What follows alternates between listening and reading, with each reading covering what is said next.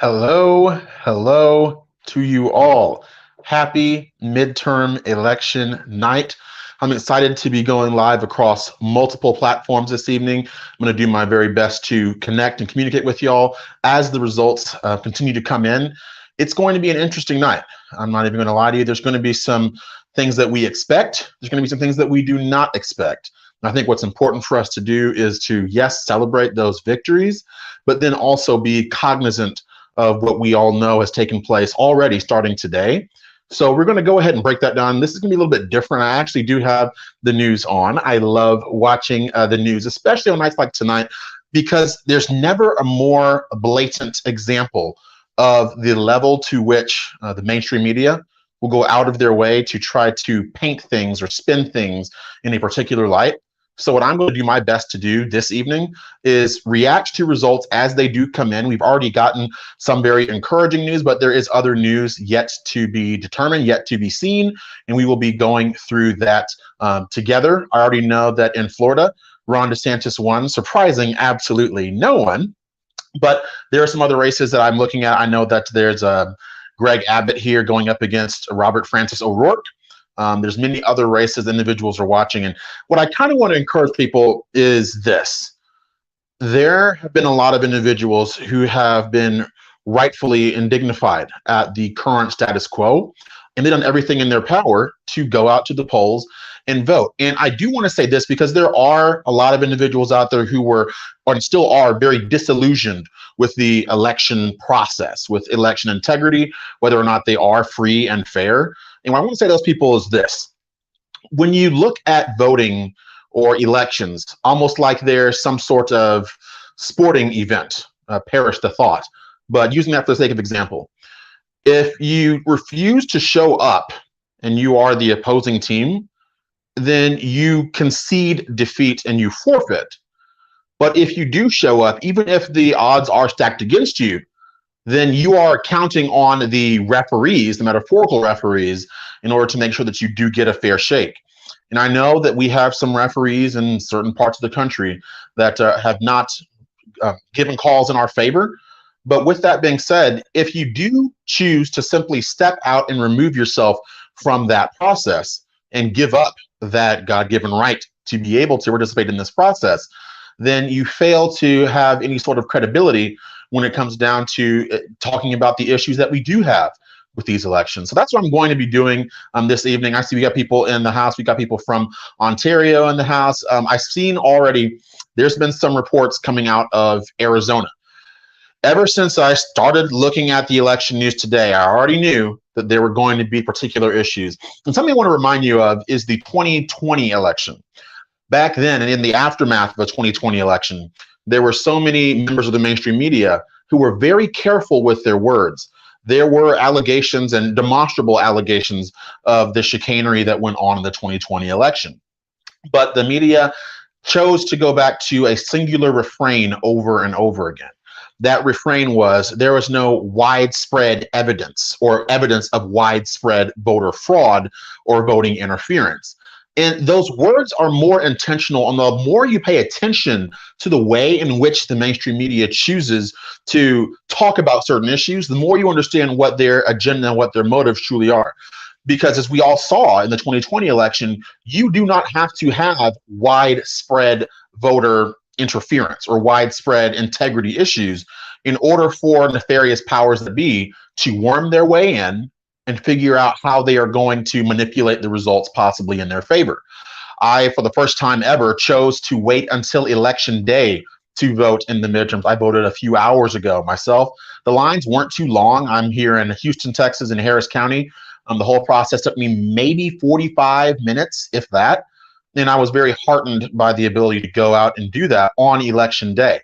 Now, the reason that I went out on election day actually stems back to what I talked about a couple of weeks ago on a live stream. And I was talking about the manner in which those who seek to destroy America can find ways to manipulate what the results may be. We know there's lots of individuals out there who go out to vote and vote early, and there's nothing wrong with that at all. But the argument that I made in that earlier live stream was the fact that if there are individuals who do not have your best intent at heart, What they may choose to do is simply utilize the numbers that they see rolling in during that early voting in order to better forecast or project what they may need to do on the back end in order to get the result that they want. We saw them engage in that back in 2020. They didn't do it in 2016 because they were not aware of the extent to which the freedom or MAGA movement truly ran. But now that they've had years and years to put this infrastructure in place, we're starting to see the manner in which they're choosing to go about this while still creating the illusion of a free and fair election. It's very telling that they've chosen to hammer certain points home over and over again over these past few weeks, especially. They do everything in their power to tell you that this is something that is normal. It's normal to have votes that take a long time for you to count. And that is not normal. They talk about individuals who are, oh, this person's an election denier. Election denier, that's some sort of pejorative, even though we know there are plenty of leftists out there who denied elections routinely before the 2020 election. They denied the 2016 elections. But now they want to act as if denying an election is the worst thing you can do, the most unpardonable sin, which goes to show again that there's a two-tiered system or two-tiered method of evaluation by which individuals on the left choose to grade those around them. They play by one set of rules and we're forced to abide by another. But the heartening thing is that because there have been so many individuals who have turned out, I've already heard several times on mainstream media, because yes, I am watching CNN tonight. I love watching CNN when they're forced to lie to my face in real time. We'll get into that in just a minute. But they were already talking about how the large numbers of votes in the vote counting that you've seen already largely stem from that early voting, which goes to show that individuals who do show up on election day might arguably have more power than they realize, because the powers that be already have an idea of the number of individuals who've already voted, and they can choose to see, oh, well, maybe we can do this here, do that there. Oh, the machine's not working. Oh, what a surprise, election day. Sorry, you can't vote now. Nothing is off the table for leftists who now want to cling desperately onto that power that they wrested away, because make no mistake, they found a method or a system that worked for them. Yes, it was infuriating to see happen in real time, but now it's a little bit different for them. It's going to be a little bit more difficult for them to explain away irregularities because we are more aware and more informed and even more circumspect about the irregularities that we see. There's individuals now who are taking out their cell phones and recording, and I would encourage any individuals out there who saw something irregular take place, we need you to document that information. If you know about the 2000, I'm not going to use the actual word because I know social media is listening to me, the 2000 Jack, you know what, we saw the evidence be laid bare for us to see and really parse for the very first time. And of course, you know, when you're right over the target, the left's going to do everything in their power to keep you from seeing the information. They're going to add context labels to your posts and so on and so forth. But now that we're here, now that we're aware, there's more individuals who have their eyes fully open and who realize that simply just taking a part in that process and casting a ballot may not be enough anymore. It's important for us to be very aware. But something that I was also thinking about today as I stood in line and saw individuals who were voting and whatnot was the fact that there's a pretty common refrain that many individuals choose to resort to when the election day rolls around. That refrain is, you know, I don't care who you're voting for. I just want you to go vote and be a part of the process. And I used to think that way myself. But where my mentality has changed has been with realizing that it does matter who individuals are voting for, now more than ever. And in the past, it might not have been the case, but now we have indisputable proof of what the left's agenda is as it's continued to metastasize further and further out of control. We know what their stances are when it comes to little children being forced to sit through or be exposed to mature content. We know what their status is as it relates to unborn children. We know what their status is as it relates to our southern border. We know that just a few weeks or months ago, Nancy Pelosi was the one who was discouraging strengthening our southern border because she said, and I quote, you know, who's going to come over here and pick our crops? These are actual quotes from these individuals, and it goes to show what their true intent really is for the country. But now we have an opportunity, and I would argue this opportunity is as important as any other opportunity we've ever had in our lives in order for us to become a part of that process and do something a little bit differently. I'm very happy that despite their best efforts in Florida, we still have Ron DeSantis who was there. We don't know what's going to happen with him as far as presidential aspirations are concerned. There's been some drama. I'm very aware of the drama that seems to be brewing between Ron DeSantis and Donald Trump. It is very disheartening. I'm interested to see where that's going to lead, how that might negatively impact our side of the political aisle down the road. But the fact remains that today has nothing to do with Donald Trump. Today has everything to do with establishing a referendum on a status quo that has become simply untenable over these past 2 years. The left has had plenty of opportunities over these past 2 years to make good on their campaign promises. And they've had many chances to reach out across the aisle even to get things done, but they've chosen an alternative route.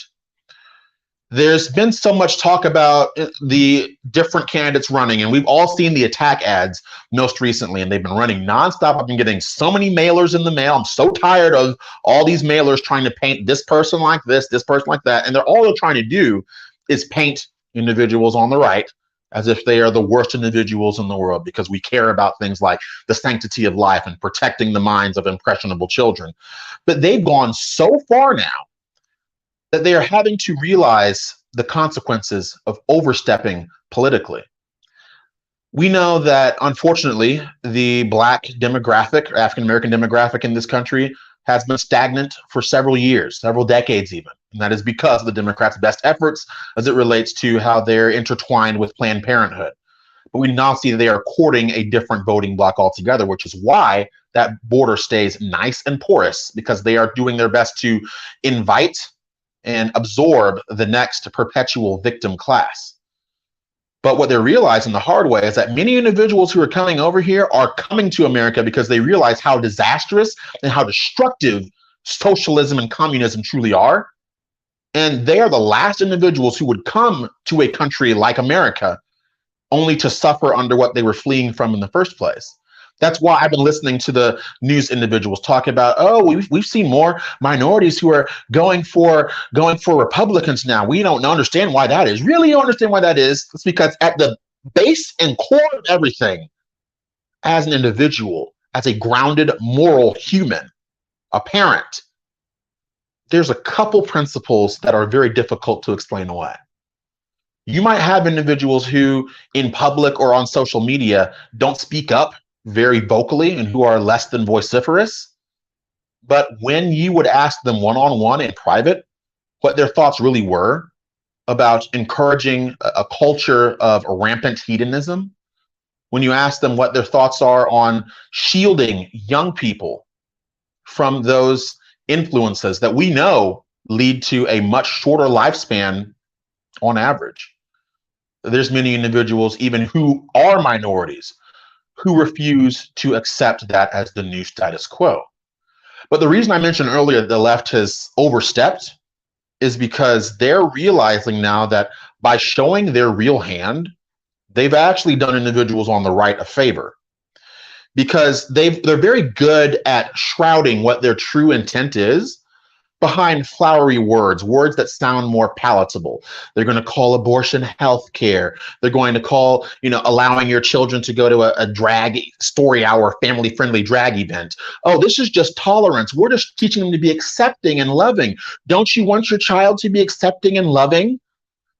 And they hide behind that intentionally, but because they have overstepped so much, because they have been so out in the open with what they truly support, they've actually alienated many of the very people that they wanted to welcome into the fold. I think we're going to see that play itself out tonight in multiple key races around the country. But I am also aware that in places like Pennsylvania, places like Georgia, places like Nevada, places like Arizona, even here in Texas to a small degree, what they are doing is they're trying to drag this out. The thing is, we saw them do this in 2020. The biggest bone I have to pick with many of our elected officials is when it comes down to it, when they really have the opportunity to make positive change, it seems that all too often they cow into silence. This is not a unilateral statement. We know we have representatives like Marjorie Taylor Greene. We have representatives across the country who are doing their best to actually put their money where their mouth is and speak out against what we continue to see in this country. But there are many on the right who, for one reason or another, have chosen not to engage in the same sort of ideological warfare the left has. And when you have people who refuse to stand up for you, we have to get other people to stand up for us. The silver lining for the 2022 election is the fact that the 2020 election really removed the flowery blinders from a lot of individuals' eyes. There were many individuals in 2016 and 2020 who just thought, if I just go, show up and vote, then that vote will count and I will get someone behind me who was going to represent me. But what we've realized now is what real representation actually should and can look like. When you have individuals like Carrie Lake in Arizona, who doesn't shirk away from confrontations with the left. When you have other individuals like J.D. Vance, I've seen Mastriano as well, he's further in New England, I believe, and many other individuals who have chosen to go into the lion's den, for better or for worse, and do more than simply have the show events where they get a little soundbite here, a little soundbite there, and say, oh, okay, yeah, I did what I was supposed to do. Okay, great, now let's move on with life. We realize this is a war that must be fought differently than how we fought it in the past. And it can seem almost counterproductive because many individuals on the right, we pride ourselves on holding ourselves to a higher standard. This is not to say that individuals on the right should become everything the left is, but you have to realize that the left is willing to do incredibly heinous things in order to get their way. And we have to have that same level of fight on the right, the same individuals on the right who are going to channel our energy and then not fizzle out once they walk those halls of power. That's the only way you're going to get a pushback against what the status quo is, because social media is a fantastic way to gauge what the pulse may be for the general public. But social media in itself is a facade. There's no reason other than self-aggrandizement why a parent would allow their child to make a potentially life-altering decision unless that parent's already thinking, oh, if I go along with this, then I can post pictures on social media and get a bunch of likes on it. That's what my child is now. It's social currency for me. That's what it's become. So social media is so performative to this point that it's almost become a situation in America and many other countries around the world where the only way you're going to get someone's true thoughts on anything is to strip away any other distractions or anything that might force or encourage that individual to cow or bend the knee to whatever their perceived ideology or thought process may be. Those are some of the thoughts I wanted to leave you with. I'm not defeated because God doesn't give us a spirit of fear, but of power and of love and of a sound mind. But, the Bible also tells us that faith without works is dead. So we can have faith that God is going to come through as we continue to pray that he does. But we have to also show our faith by our works. And that's something that I would argue these opportunities truly are. So I want you to think about that as we go through the rest of this election night. And I also want you to be aware that even though it might appear the left is going to use the same tricks, we've got more fighters now in 2022, more prospective fighters now than we had in 2020. And while we've done our part to be a part of this process, now it's up to them. And we have to hope, pray, and trust that our voices will be heard in this election. Now, what I do want to do is I want to actually turn up this audio because I see on CNN, I see Jake Tapper and co are speaking. And I want to get a little bit of the reaction in real time to what's been going on over these last several minutes. So talking about Michigan right now. As of right now, Gretchen Whitmer is about 36,000 ahead. And you know what? Let me actually. This is interesting because this would be, again, a very modest number of votes, and they all come from a critical suburb, mind you. Waukesha County, here's Milwaukee, suburbs here, Democrats can get votes in the closer in suburbs as you move more out west, exurban, rural. It gets more Republican, but it's very early here. Tony Evers, the Democratic incumbent, again. Yeah, you hear that? Oh, it's very early here. Oh, we don't know. I actually heard earlier there was somebody talking about Georgia, and he was saying, "Oh, well, this is a particularly area with lots of African Americans in it, so we know it's a Democratic base." That should be an insulting statement to anyone with a functioning brain, don't you think? When someone can say, "Oh, people of this skin color are living in this area, this means that we know what they are going to think." That's why we challenge, me and my brother, on even on our YouTube channel, we challenge that idea of identity politics because it's so destructive and allows these news anchors to be so supercilious that they will deign to speak for you and do their best to say, "Oh, we know what this person's going to do because of the color of their skin," right? It goes to show you how dangerous the concept of groupthink truly is, because when you do have so many individuals who do live in those areas, a lot of the time we've seen how they are treated. If you dare to stand up against the status quo, if you dare to demand better than what you've been living through for decades and decades, suddenly as a minority person, you're supposed to be acting white. If you watch that last video, the last long form video that I made and I put on my YouTube channel and on Facebook as well, you saw me go into, the whiteness argument, because so many individuals on the left are doing everything in their power to vilify individuals that they see as white. And many would think that what they mean is individuals who simply have light skin or white skin, right? But the point that I made that I still want you to consider thinking about is the fact that whiteness in the eyes of the left is simply an ideology. It has nothing to do with skin color at all. And the best way you can identify that is when you see minorities who are conservatives and they are accused of acting white. When that happens, that should be a trigger. That should be a clue to you and a red flag to what whiteness truly is to these individuals on the left side of the aisle. So with that being said, as of right now, I see CNN is telling us that there's 20 Republicans, 21 Democrats. There's a projection coming in right now. Senator John Bozeman from Arkansas will be reelected. He defeats Natalie James. In Vermont, CNN projects that Congressman Peter Welch will get the promotion and become the next senator from the state of Vermont in an open seat, defeating Gerald Malloy. Let's take a look at the overall balance of power in the 100-seat U.S. Senate. Democrats currently control 38 seats. Republicans currently control 39 seats. 23 seats are remaining. We also have a key race alert, and we're going to go to K2 right now. Tracy?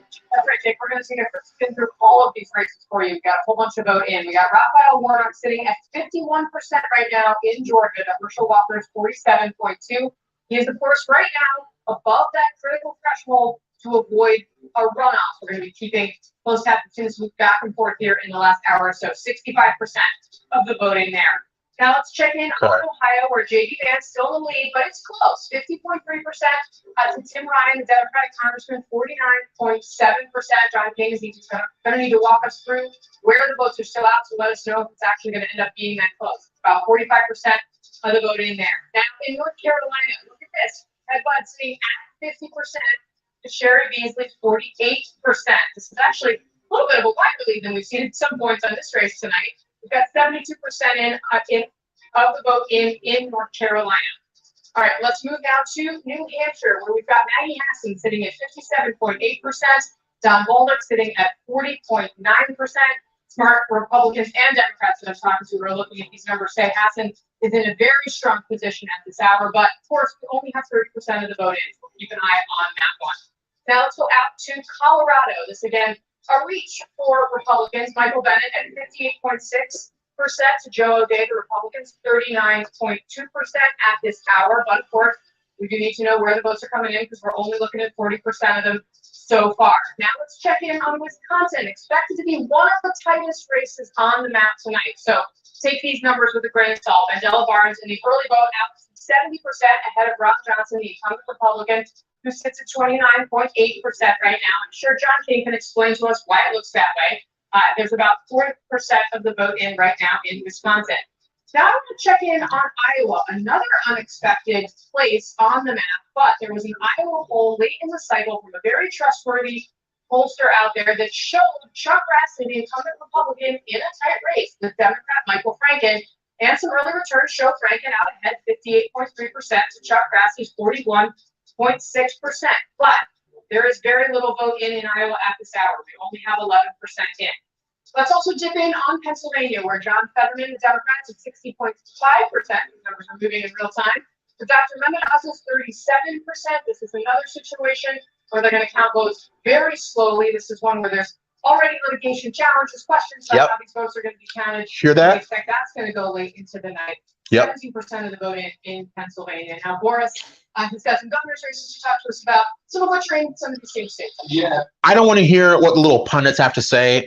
That right there in a microcosm, it's almost as if the election process has been gamified, right? We know, if you know anything about the mainstream media, you know that one of their biggest goals is viewership. That's why you talk so much about ratings, getting people to stay on. That's why whenever there's a new show that comes out by individuals like Don Lemon that tanks because no one likes Don Lemon, when you have somebody like Brian Stelter, nobody likes him either. You've got these news organizations, and what they realized is that if they can keep individuals on the hook a little bit longer and say, oh, this is going to take so much longer. Oh, stay tuned. Come back tomorrow. Check us out. That's going to help affect their bottom line. A lot of what this is the fact that for some reason, I don't understand why this is. For some reason, you can have these award shows for things that don't matter. You can have award shows like the America's Got Talent has a feature where you can vote in the individual who's going to win, right? You know, other shows out there, there's individuals who are allowed to be a part of that voting process. Oh, vote with your phone. Oh, text this, text that. You know, it's real funny how you can get millions and millions of votes counted in just a couple hours or even commercial breaks in some cases, right? This is not asking too much. And I remember growing up, watching the elections take place back then, you usually knew who the winner was by election night, because guess what? It's election day and you get election results. It's not like election week or election month.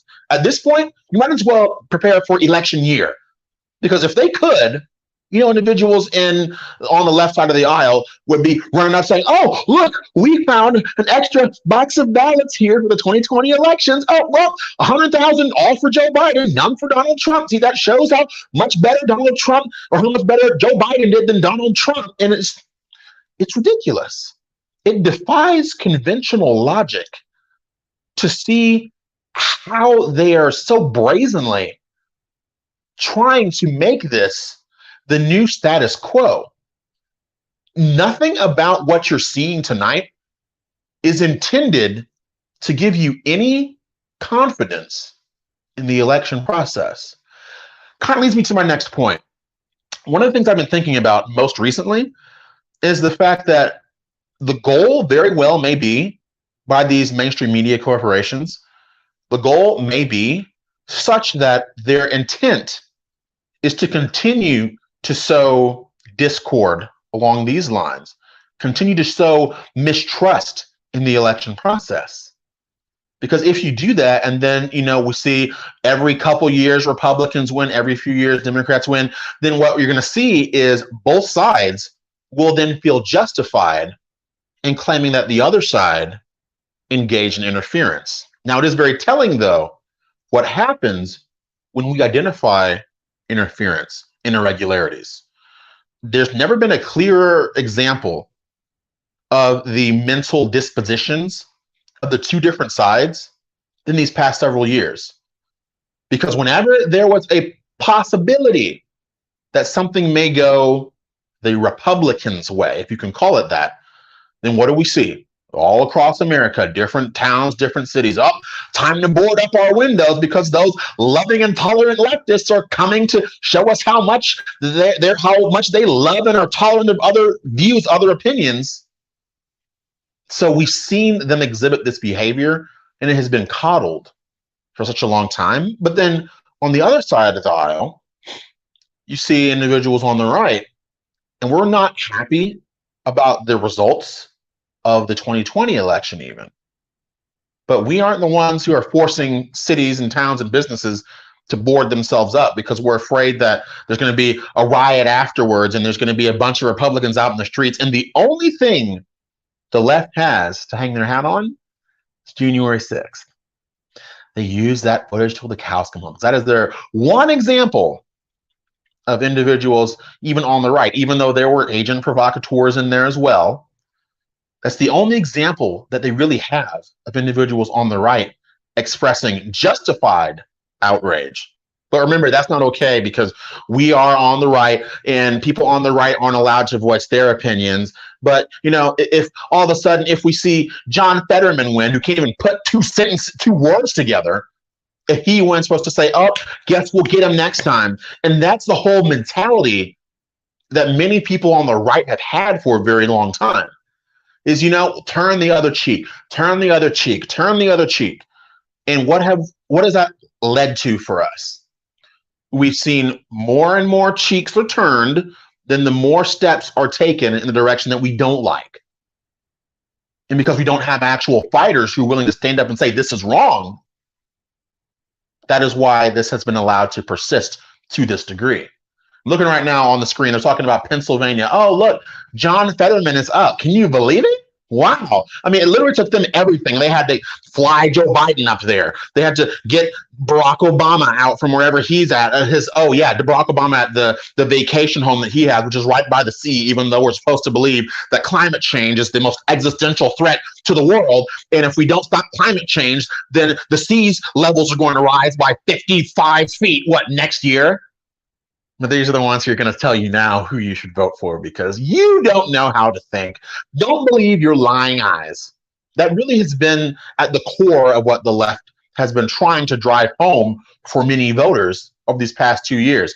Listen to us. We know what's best. Inflation's not too bad. Oh, inflation's just transitory. Oh, it's okay. We're trying to undo what the last administration did. Oh, when we came into power, the border was so terrible, even though they know that's a lie, right? It's just one lie after another. But the more they lie, it's almost as if they are hoping that individuals become so desensitized to the lie and become so demoralized by the lack of productive action against that lie that they'll simply be able to lie in perpetuity. But what they're realizing, and what hopefully you have realized as well over these past 2 years, is that there's a lot more fight in us than the left even realized.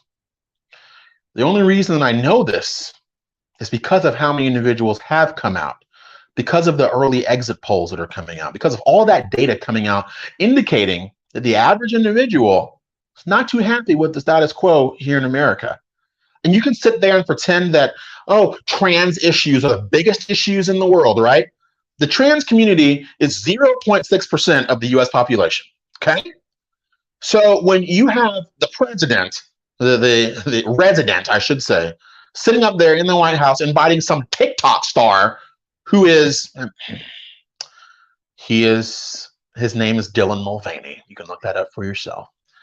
And Biden is up there talking to him about, oh, what is it like to be a woman? Ultimate clown world. And instead of focusing on the real issues that Americans face, that's where the Democrats spend their time. That tells you all you need to know about them. Something else, though, I've noticed is the fact that the average everyday person, even on the left, is having a harder and harder time explaining away these continued failures that we've seen on behalf of the Democrat Party. I was looking at my energy bill most recently. Energy bill for the last month hit $200. I live in a one-bedroom apartment with a study. It's not that fancy. It's not that big. You want to know how much my energy bill was when I first moved in here about 2 years ago? It was $125 a month. If I'm getting hammered, I can't imagine how someone who has like a single family home with 4 bedrooms, how they're being hammered. If I feel the cost of groceries going up as a single male, then I know that large families with children out there are feeling more pain than ever as a result of the disastrous policies of the left. And I saw a tweet most recently that really drove home the message that a lot of people need to hear and remember. And it was, even if you are browbeaten and feel as if the sky is falling, there's nothing else you can do, what you need to do is remember that many of these people who are sitting there now almost counting on another win for the left, these are the same people who sat there and cheered and laughed when you were being ousted from your jobs for refusing to submit to medical tyranny. These are the same ones who gleefully strapped masks on your children's faces for 8 hours a day, knowing they did no good whatsoever. Same people who made sure to shut down your small business, but made real sure to make sure that Walmart's doors were allowed to stay open, and Costco, and so on and so forth. These are the same ones who will tell you that you're destroying the earth by trying to drive and sit in traffic for an hour to get to that job in the first place, while they're jetting across the oceans left and right, pretending to care about the climate. If that doesn't light a fire in you, I don't know what does. To have that level of extreme condescension from these people who seem to believe that they are owed these positions, who've gotten so accustomed to and so comfortable with the accoutrements that come with power that they fail to even connect with their very own constituents. We've seen some rumblings come out from places even like New York.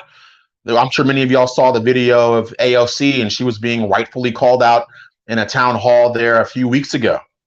And then some of her own constituents are calling her out for being in support of the war that we have no business inserting ourselves in. And you know, what did she do? Did she sit there and listen to those people? Or did she turn around and mock them and try to use particular jargon in order to indicate that she's one of the people too? What does Robert Francis O'Rourke do? He's here in Texas running around wearing the same shirt all the time. I don't know why that annoys me so much, but it really does. Wearing the same shirt, and he's posting these cringy videos on social media. And what is Robert Francis O'Rourke seized on here in Texas most recently? It was the Uvalde school shooting, which goes to show you that there is no crisis that the left will not exploit in order to secure or retain power. It should incense you when you see how readily they pounce on these issues and use them to tug on the heartstrings of individuals, because that really is part of the political science. What we've seen more and more over these past several years is the proclivity of individuals to vote based on their emotions, to vote based on their feelings. And when you are voting from that standpoint, what you abdicate is the ability to think critically and think clearly about what the true issues are. Because yes, there are things that are going to make you sad and unhappy in this world, right? There should be a solution to those things. But to hop to the other extreme, the other side of the aisle, and say, okay, well, they're going to seize on this and use this, and they're going to say things that make me feel good, and they're going to say we need to do this and that, I'm just going to run in lockstep with them. What are you doing? You're being led by the nose because you're allowing your emotions and not your intellect to control what you determine to be the correct course of action. Something I want you to think about. We're talking Pennsylvania right now. I'm going to stop talking for a minute and look at a couple of notes while CNN, the liars at CNN, talk to us for a little bit. Let me stay up this way for 1 second, because we told you earlier, the Republican was leading at one point. The Democrat moved into the lead about 15 minutes ago. Seth Magaziner has stretched that lead out a bit, and you're now up to about 87% of the vote. This is Rhode Island they're talking about. There, 51% to 47% if you round that up. Ways to go yet here.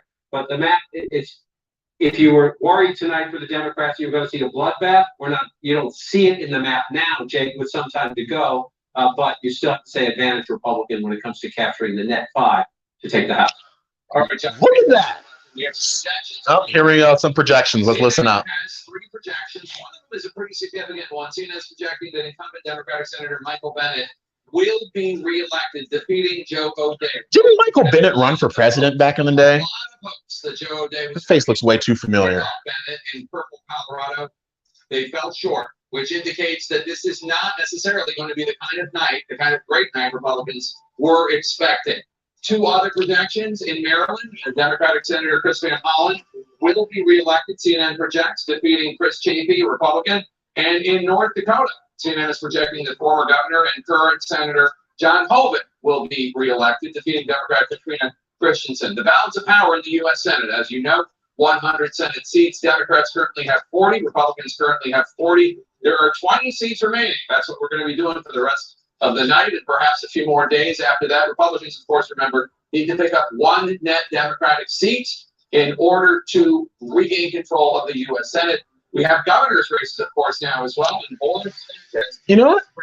Isn't it? A trio of projections and 3 victories for Democrats. Beginning. Oh, 3 victories for Democrats. West Okay. Ford, who had never been elected to public office in his life, will become the first Black governor of the state of Maryland as he defeats election denier Dan Cox. You hear that? Oh, first Black election denier. Good, bad. Don't think. Don't use your brain.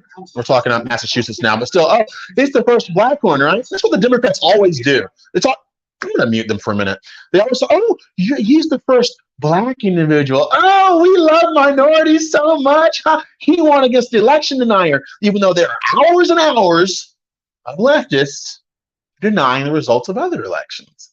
But don't talk about that, because that was then. And you know, Democrats are supposed to win, especially in places like Maryland where there's lots of Black people, because Black people obviously are going to vote for Democrats because Democrats care so much about them. They put Planned Parenthood right in their name. Oh, sorry, I can't say that, right? It's insulting to the average person's intelligence. We're talking about Texas right now. Greg Abbott, they say he's about 300,000 votes ahead of Beto O'Rourke as of right now. Something else that I kind of wanted to mention is the fact that there's often illusions that are presented by these media entities as the night goes on, because again, their goal is to keep you watching as long as they possibly can. What they're trying to do is show you a small piece of what the true puzzle really is.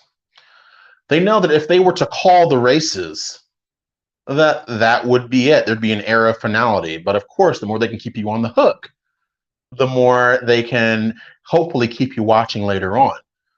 In the 2020 election, there were some results that came out of Texas that would have appeared to show Texas turning blue. That we know that's not going to happen, even though there's lots of leftists out there who are moving from California and other states to Texas. But they presented it as if it was, this could be close. Texas could be purple. And they did that intentionally because they're trying to even keep the individuals on the left who are in Texas, keep them watching a little bit longer. So what they did was they counted those urban areas. They counted areas like Houston, which unfortunately is blue. San Antonio is blue. Dallas is blue. Counted them. Oh, look at all these votes for O'Rourke. Oh, he might do it this time. And then, of course, all the rural votes came in and canceled out and nullified that, right? I don't know how many times we're going to have to beat Robert Francis before he goes away. But it's like he continues to just steamroll down this path. You got Robert Francis O'Rourke. You got Stacey Abrams. Two people I am so tired of looking at because the entire Democrat machine gets behind them. They do nothing but run around, fundraise, campaign, and they're more or less just contrarians to whatever those on the right do. Let me make this point as well. Something that we on the right need to start taking very seriously is the idea of running better candidates. There's a huge bone that lots of us should have to pick with individuals on the right, the GOP establishment, who throws their weight around selectively behind candidates that we know are not going to do what we elect them to do. There's so many races, down ballot races, that are actually winnable and attainable. So what does the GOP do, the establishment? We're going to pick this rhino over here because we like this rhino. We're going to ignore this person over here, even though we know they're going to be better for the base. And it's almost as if those on the right, Republicans, almost self-sabotage themselves intentionally. That is infuriating as well, because when you have real attainable wins that you can actually secure, but you're more concerned with maintaining your side of the, how do you call it? Your side of the ineptitude that we see on full display in Washington, D.C. We need to hold our own side accountable too. Talking here in Texas, Greg Abbott, to be honest with you, I have not been impressed with him over these last several years. I have been embarrassed to have to sit here in Texas, supposed to be, we love freedom, we're the Lone Star State, and he's sitting over there looking over at Florida half the time to decide what he's going to do or not. And what I mean by that is, if we continue to run these weak, milquetoast Republicans in name only, on our side, it's going to make it so much easier for the left to start picking us off one state at a time. They're knocking on the door again and again. That's why you continue to see people like Robert Francis O'Rourke, like Stacey Abrams. They're picking away at what they thought before was a foregone conclusion, but they realize weakness when they see it. And they've seen the Greg Abbotts of the world who seem to conveniently not do what you would expect of him, who are more willing to play patty cake with the other side. They see that and they say, oh, maybe Robert Francis O'Rourke can win now, because the Republicans can't get their act together. They won't run someone who's super strong and who doesn't hold back what their true thoughts really are, because a lot of rhinos out there, we're afraid of being called election deniers. Why? The left isn't afraid of it, and they don't even care if they're on camera a few years ago denying elections. They have the kind of gumption and bravado that we need to channel some of ourselves. And so many rhinos are afraid of what they're going to be called. Oh, don't call me this. I'm not a racist. I'm not this. I'm not that. Who cares? We know the left is going to do what they do always. They're going to mischaracterize you. They're going to slander your name, so on and so forth. We got to stop letting them set the temperature, because they're the ones who are playing offense and we're playing defense, trying to put out this fire, put out that fire, do this, do that, right? It's time for people to be unapologetically in support of freedom and nothing else, regardless of what you're going to be called, how you're going to be typecast, even by members of your own party sometimes. Somebody else I'm not a huge fan of, Dan Crenshaw, showed his true colors, right? But those individuals, it seems that the GOP establishment has handpicked. These are going to be your representatives, okay? You better like them. We're going to make sure that we pick a veteran so that you feel bad or are ashamed for not supporting the veteran, because we want to prey on your emotions as well. It's a game to them. And they're going to continue running these weak candidates until we stand up against them and say, no, we want this guy. And we had that chance this year in the primaries. And for one reason or another, we did not do what we were supposed to do. That's why we're sitting here right now looking at Greg Abbott in Texas and hoping and praying we can pull it off one more time against Robert Francis O'Rourke. But in the next election, in 24, 26, 28, we have to do better. On the right side of the aisle, we have to do better. Because if we're not running the very best among us, then it's going to be way too easy for the left to go out and just pick somebody. Oh, like John Fetterman. Oh, hey, John Fetterman, the guy with the vestigial twin on his neck, right? Yeah, they're going to run him. Because in Pennsylvania, they realize the establishment chose to throw their support behind men at odds. And he's got problems of his own.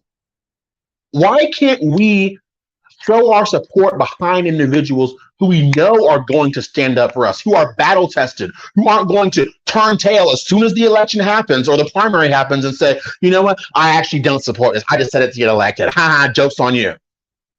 Why can't we vet our own candidates better? That is what is truly demoralizing. And part of the reason why individuals on the right sometimes feel like they should not even vote anymore is because they even see individuals on the right side of the aisle who don't represent them at all. So of course, at that point, you are not going to be very encouraged or excited about being part of the process, because two individuals On the left, they're just like, oh, we've already got them. I guess we don't have to engage in interference anymore. Like I said earlier, you don't have to interfere that much. All you have to do is strategically put a couple of extra things here, a couple extra things there, fly a plane in late at night. All right, everybody's sleeping. Oh, time to stop counting the votes now. Sorry, we forgot how to count the votes. And it's so funny how there's some states, right, call the results as soon as the polls close. States like California come to mind. How is it that California, the most populous state, how is it that they are able to count all those votes so fast that, oh, sorry, our machine broke. Oh, we're out of paper at this location. Oh, sorry, vote with the Sharpie over here. Okay, sorry, you have to go somewhere else to vote now. So sorry, we don't know why this is happening. We have no idea. It's just a coincidence.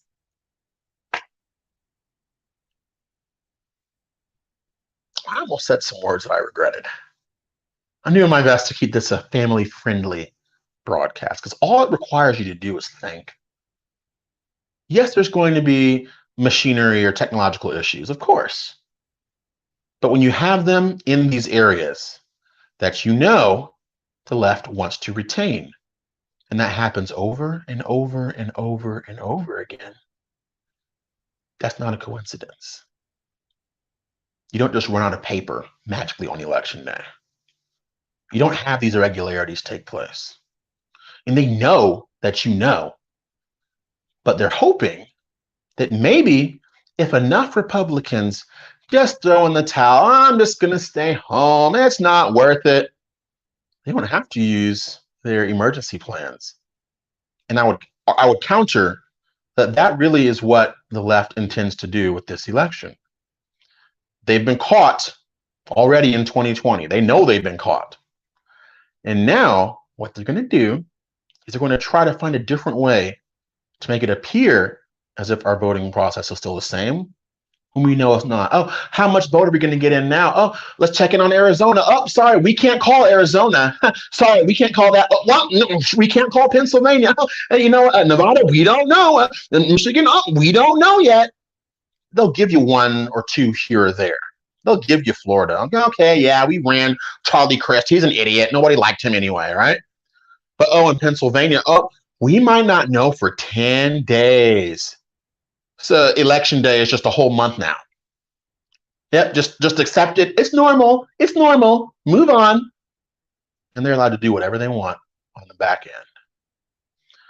I would argue, though, that seeing even these live pictures of individuals, we're in Nevada right now, the polls are about to close, but people are still in line. Something that's kind of funny, though, too, is I see these lines. I see somebody who's got their face all covered. It's kind of like, yeah, okay, yeah, I know who you're going to pull the lever for. Anyway, I'm going to stop talking for just a minute, checking on CNN and see what lies are going to tell us this time. To Carson City, the state capital. So the results will all come out at once when all 17 counties are done.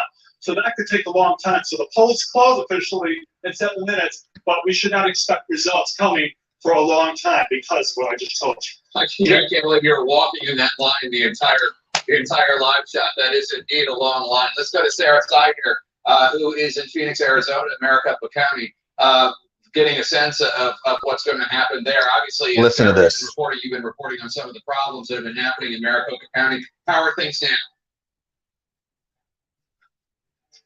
We're told that all of those problems have been resolved, but as you know, the polls did close at 7 p.m. And we have heard from the chairman of the county board of supervisors who apologized for the problems that happened earlier in the day. Oh, we apologize. Every single vote will be counted. Rest assured, he wanted to make sure that voters knew that very clearly. In about 6 minutes, we are going to have some of those first results just rolling in. Some of them, not all of them. 85% of people vote early. And so those vote counts that you start hearing in just a bit here are going to be from early voters who came to the polls before today, or who mailed in their ballot as well. And so that is what you're going to start hearing by Friday. Because we're still mailing in ballots, remember that? Because we should still be scared of the unspecified virus of unknown origin. We're still mailing things in. Oh, it's okay, stay home, give us our baked in, get out of jail free card. That's what that is. Tabulation issues with printers that happened here in several different voting centers were going to make this count last longer? Yeah. The answer was no. This should be as per normal. Okay? Mhm. All right, Sarah, is that Mr. Gates from the Maricopa County? But what is normal? You hear what she just said? This should be as normal. That begs the very important question. Normal appears to be shifting. Because remember, now the left is saying that, oh, having this voting take a long time, that's normal. Oh, this is normal now. Reset your expectations. So even when they talk about things being normal, oh, we're going to count this or count. Oh, sorry, we can't count the votes until they come on election day. This is going to take a really long time. If I didn't know better, I would think that the left had crews and armies of minorities in these back rooms, and they're just like telling them, hey, count a little bit slower. It's okay. We all know who's going to win in the end. Ha ha ha. Pull out a trunk of ballots from underneath this table as soon as the cameras go off. Ha ha. So funny. Oh, it's so much fun, right? Just like meddling. It's what we do, right? And they continue to play and prevaricate and pretend that they are not complicit in this continued wanton, willful ineptitude. Let's listen to what this liar has to say about what's going on in Maricopa County. I promise, and you'll see some of these official numbers from Maricopa coming here in just minutes by 10 p.m. Eastern. All right. Brianna, thanks so much. Voting is about to end, but before we talk about those races, let's get a sense of the landscape here in the U.S. Senate. Check this out. And if we can, if you'll permit me, could you take me to Georgia? I don't hear this okay? Which has just turned red. Herschel Walker, again, we talked earlier about look for a seesaw here because this race is so competitive. Herschel Walker now 2,970 votes ahead of the Democratic incumbent, Senator Raphael Warnock. Chase Oliver. So Walker's at 49.1%. Warnock's at 49%. Oh, he could actually win. Let's dangle the carrot in front of him a little bit more before we get up to our usual tricks later on at night. Just think about it, though. I'm not telling you to view this all through a lens of blanket cynicism. I'm telling you is that there is a psychology to the art of this news presentation. Why can't you just tell us what the results are when they're in? We've got how many, 76% reporting in some areas, right? Instead of like keeping us on the hook, all I want you to do is tell me who won the race. It's not that hard. It's not that much to ask for either. But right now they got 76% of the vote in. Okay, well, soon we're going to have more of the vote come in, and then we're going to count those votes. The numbers are going to change because this is all a big game. Remember that, right? It's the gamification of the whole process. And what it does is it takes away the ability for you to simply know what the information is, and it allows for so much conjecture and so much hopefulness where there possibly should not be hope, or it allows for you to sink into despondency too early based on when they update. Because remember, this is all driven by them.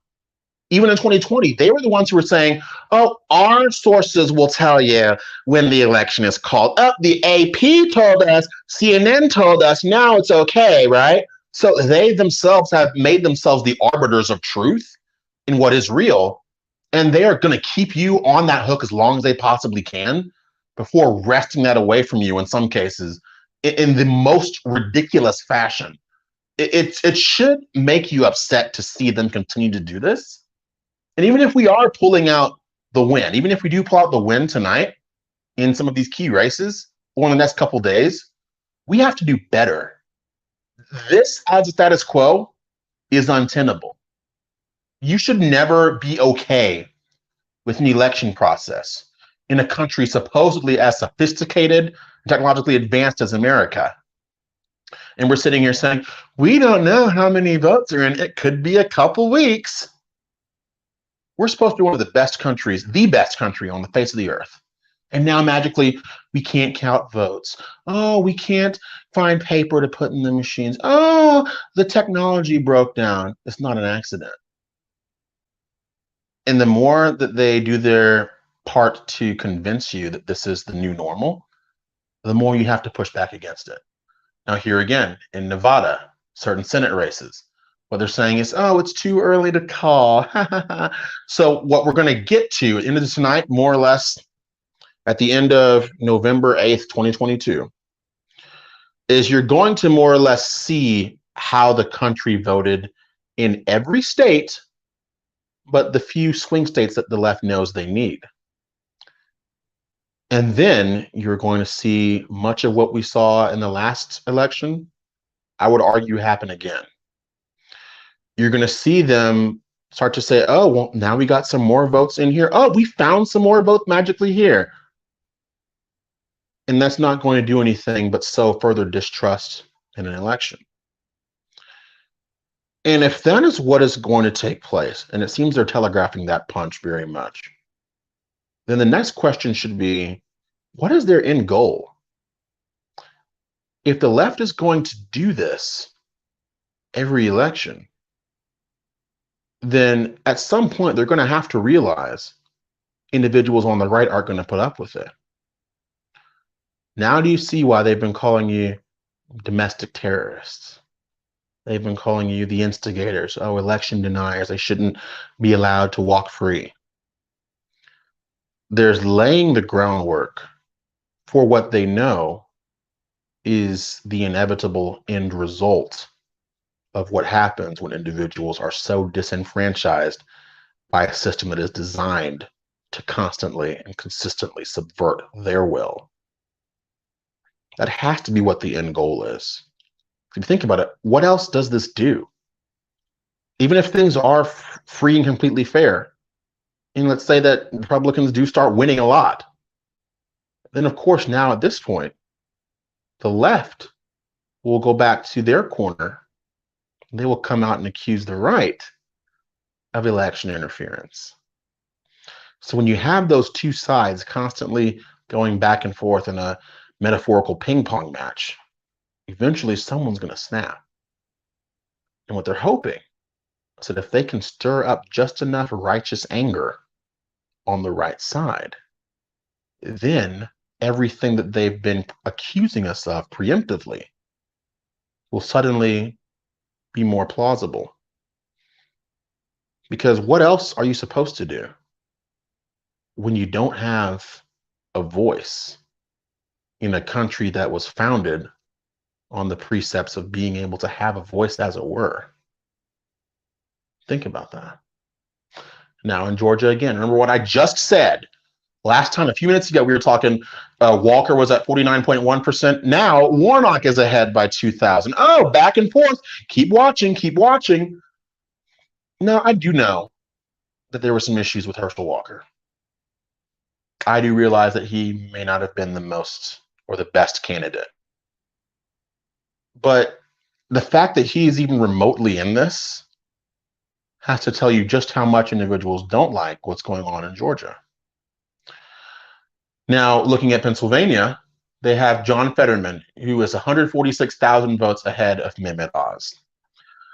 Anybody watching in Pennsylvania, I do feel bad that y'all had those two to choose from. But you can't lie to me and tell me you're looking at John Fetterman and thinking that he is going to be able to lead anything. His wife, Giselle Fetterman, I believe is her name, she's his spokesperson half the time. The man is standing up on a stage for campaign speeches and the American flags are falling over behind him. You can't make this stuff up. But why is it that we have the left throwing all their weight behind him? And why is it always in Pennsylvania? The left knows they have strongholds. The left knows they have safe houses. Areas of the country where they can feel good about, oh, we have friends here. We can make something happen here. And that's why for any of these races, you're not going to see those key swing races be called. Even with 83%, 90% of the vote in, they're going to drag this out. So that's something I want you to be aware of. I'm looking at JD Vance as well. I believe he's in Nevada. I do my best to do this from memory for the most part, looking over at the screen as well.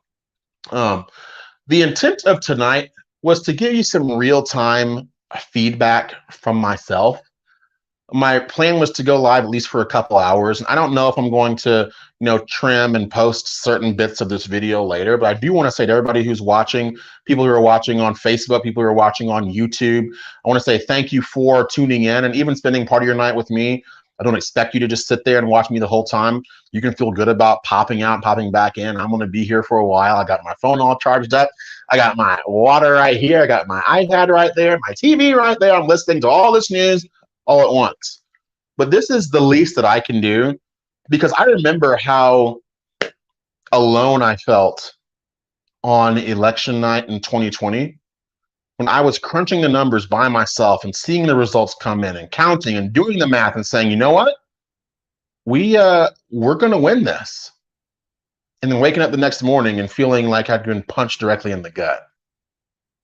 I figured the least that I could do, as someone who you've hopefully come to enjoy spending some time with, is at least be a sounding board or someone who can hopefully talk to, encourage you as we're going through this night together, because I know how emotionally draining it may be. So that's what I want to commit to doing.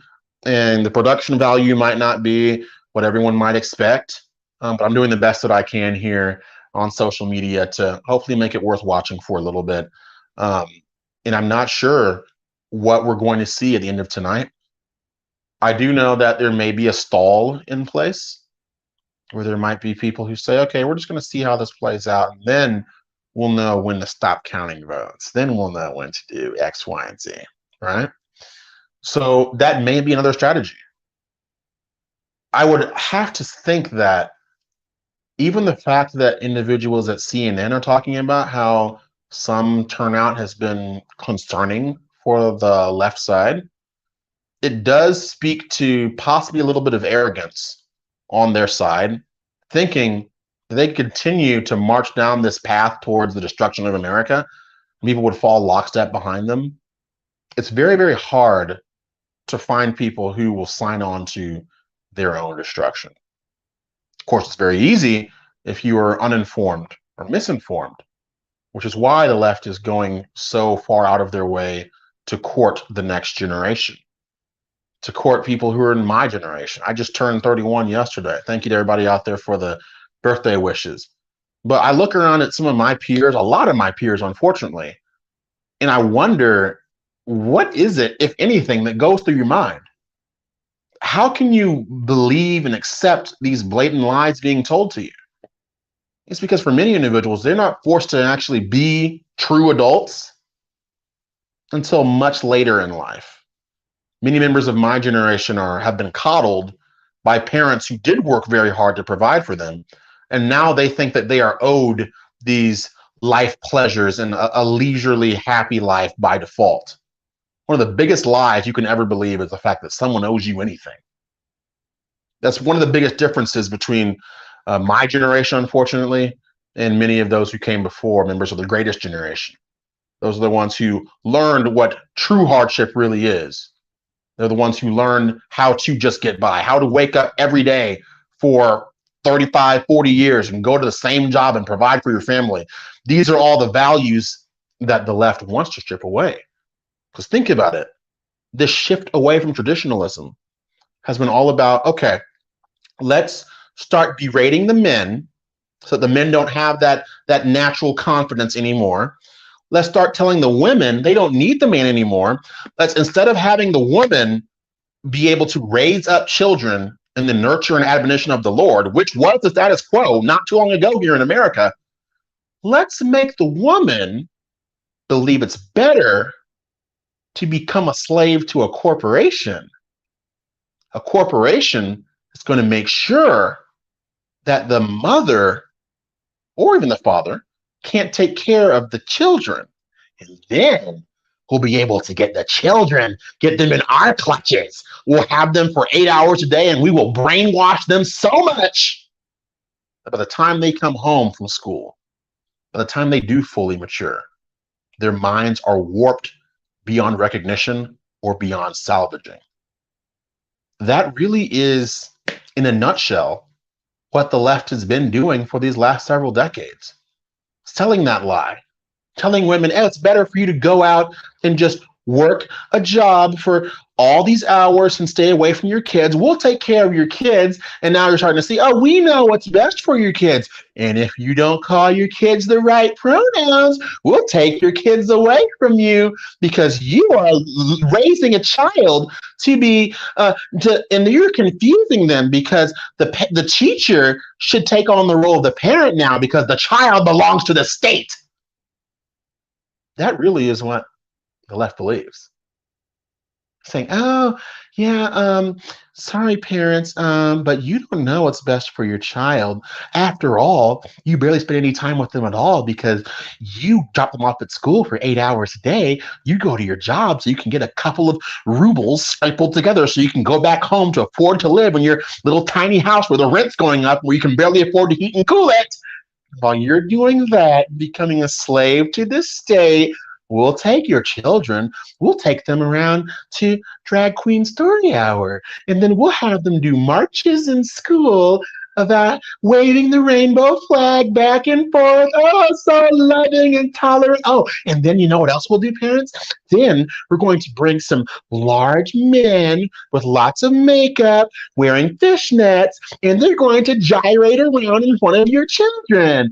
And then, oh, if we ever see little 5-year-old Billy outside and we see him looking at the color pink, we're going to say, hey, Billy, come over here. We know what to do to you. We're going to make sure you can never reproduce again. That really is what the agenda is. It's exactly what it is. And it's so infuriating. That's why you've probably seen a lot of individuals on the right talking about needing to have a return to traditionalism, saying that it's okay to not be what the world wants you to be. It's okay to defy what appears to be the status quo. Because if you don't, we know the left will not hesitate to grab your young one while they know that the young one is not getting that time that they need with the parents because the parents are indentured servants full time. And then that way they can continue to indoctrinate and warp those young minds under the auspices of tolerance. And you know what happens? Those young individuals become the next generation of entitled, confused, enraged young people. And unfortunately, because of also the culture the media has created, because they have taught youth in the West to prioritize social affirmation, because they have taught individuals that being accepted and being part of the new current thing is the only way to possibly be amplified or gain a platform, then they are forcing so many young people into this very narrow space. And they know that even if one day that young person starts to think for themselves, that their own peers will turn on them and beat them back into submission. Think about that. It's a sobering thought. But as I've analyzed and watched and learned so much throughout my time, even going live on social media, I have realized, and I've started to see what more of the bigger picture is, because it's very easy to say, how did we get here? But sometimes what's even more illuminating is when you ask yourself, where is this going? Why is this trending this way? What is the overall intent? This is very sad, even seeing how little the average citizen knows about politics anymore, knows about who their elected officials are. It's something that we need to think about more and be cognizant of. Because the only way that you can fix this in many cases is to get to those young minds, to challenge them. But of course, if the child feels they have more in common with the state because they spend more time with the state than they do with their own parents, then the state becomes the surrogate parent. And that's why they're pushing so hard to get to these young people.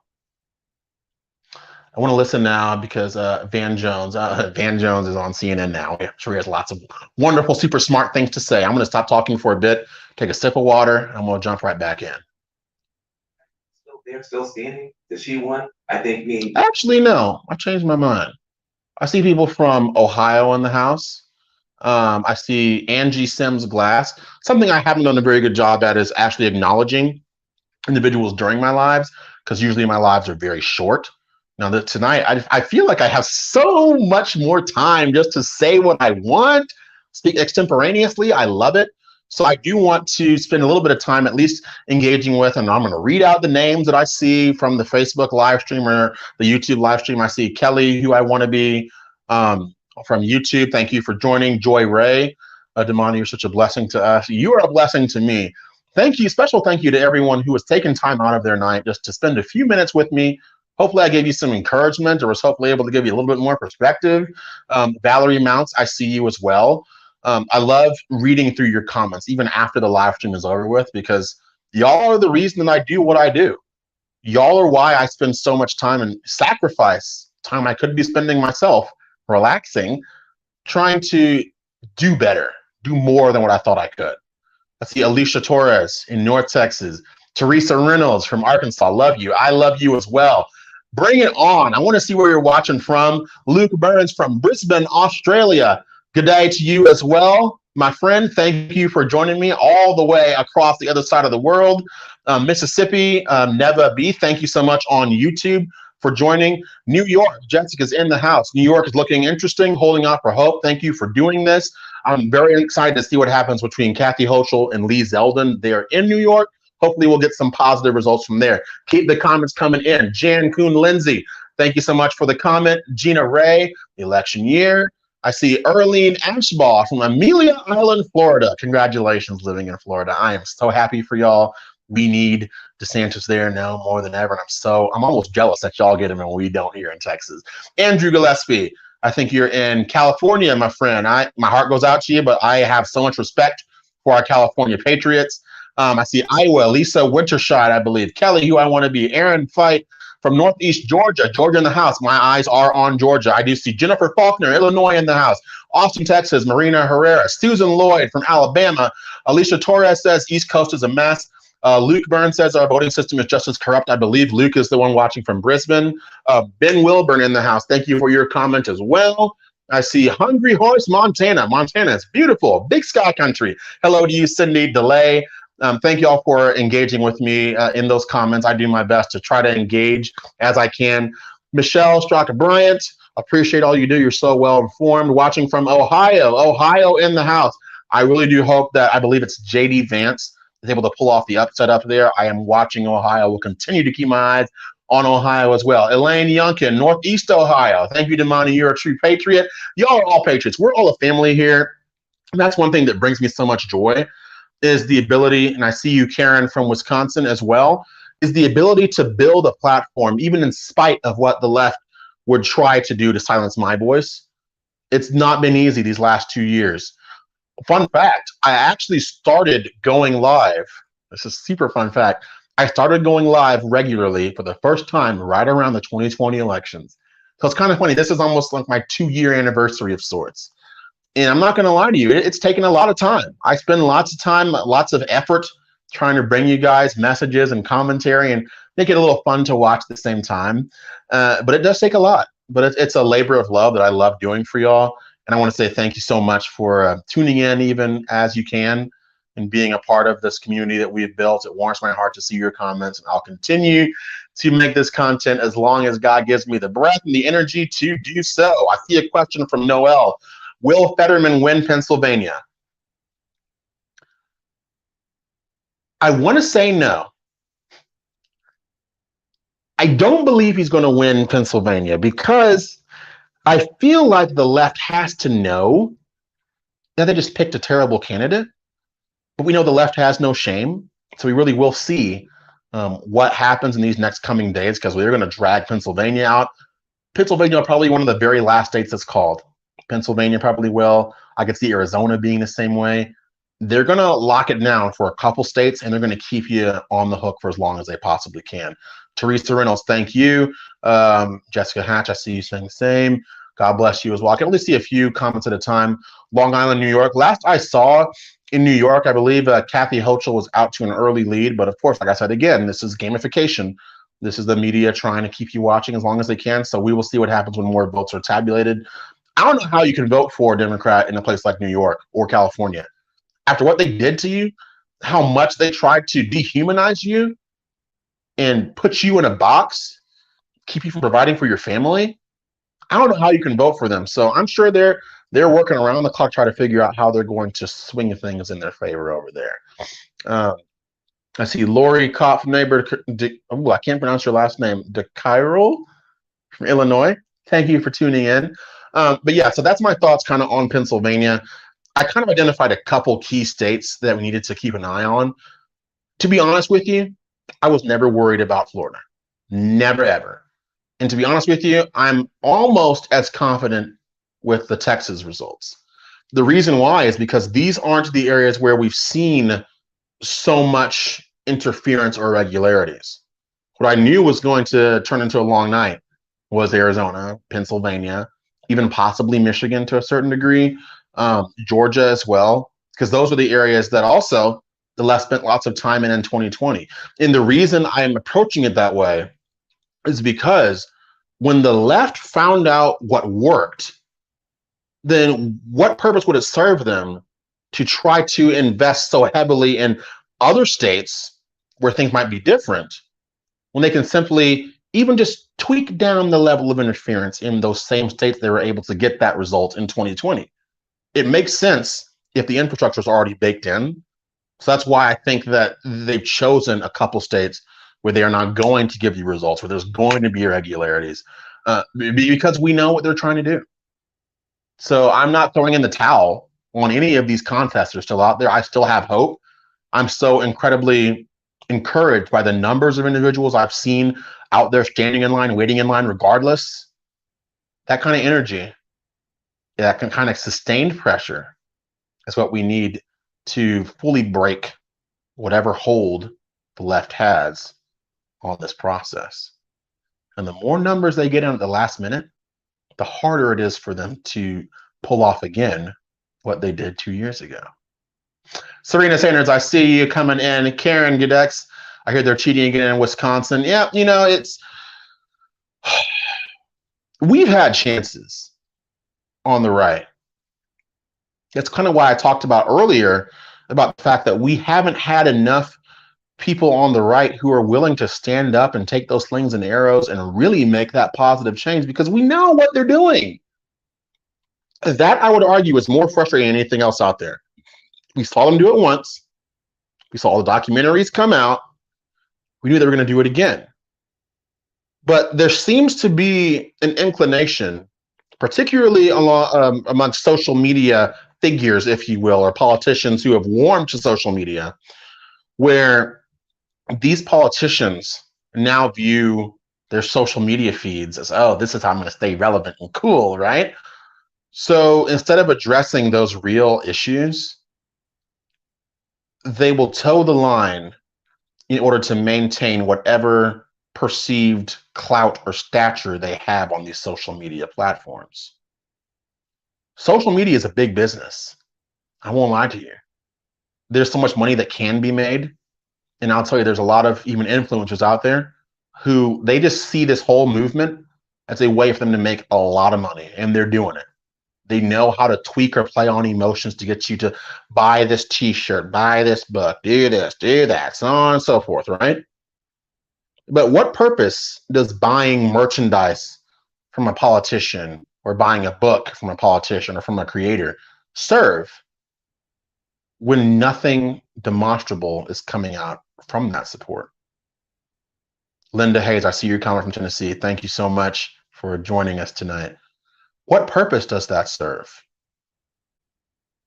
If all they're coming to you for is money, which is what a lot of even people on the right do, if all they want to do is send you fundraising emails, you have to cut them off until they realize we're not going to just support you blindly because you have an R by your name.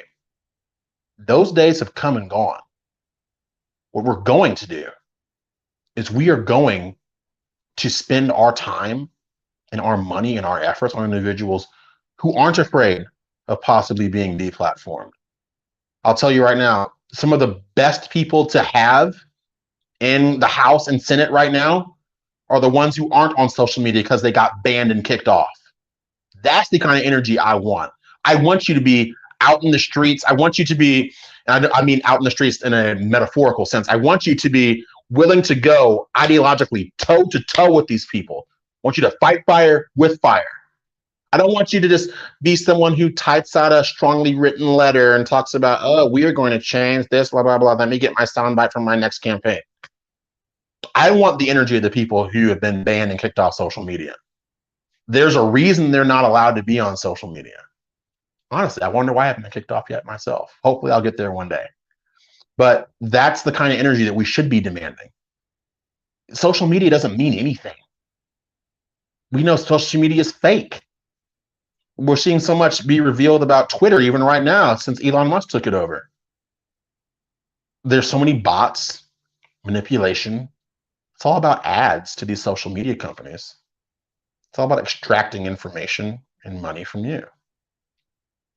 So the more we get politicians who don't care so much about what their social media profile looks like, about, oh, what my next soundbite's going to be. I just want you to be authentic. I'm not asking for very much. You don't have to be the most polished person in the world.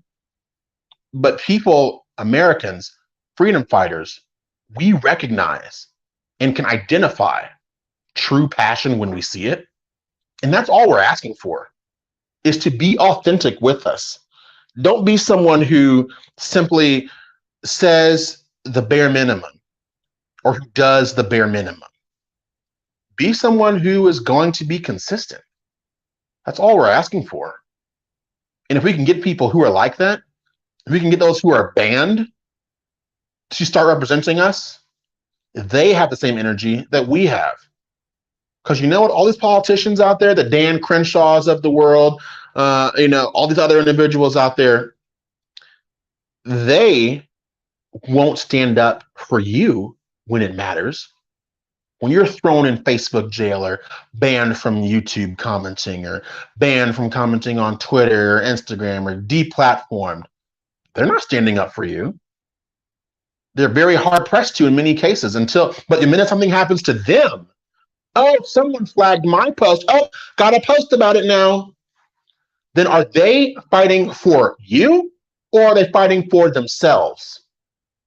Something that I think we need to come to terms with is the fact that sometimes we got to call out our own. And sometimes people say, oh, we shouldn't fight among our own. We're on the same team. Are we though? Because last time I checked, if you're on a team and you see your teammate getting pummeled by someone from the opposing team, you run over and you help them. You don't stand there and say, oh, I'm glad it's not me. I'm going to stay here because they're not hitting me. They can just beat up on them, but not me, right? We need you to protect us. You see it happening day in and day out.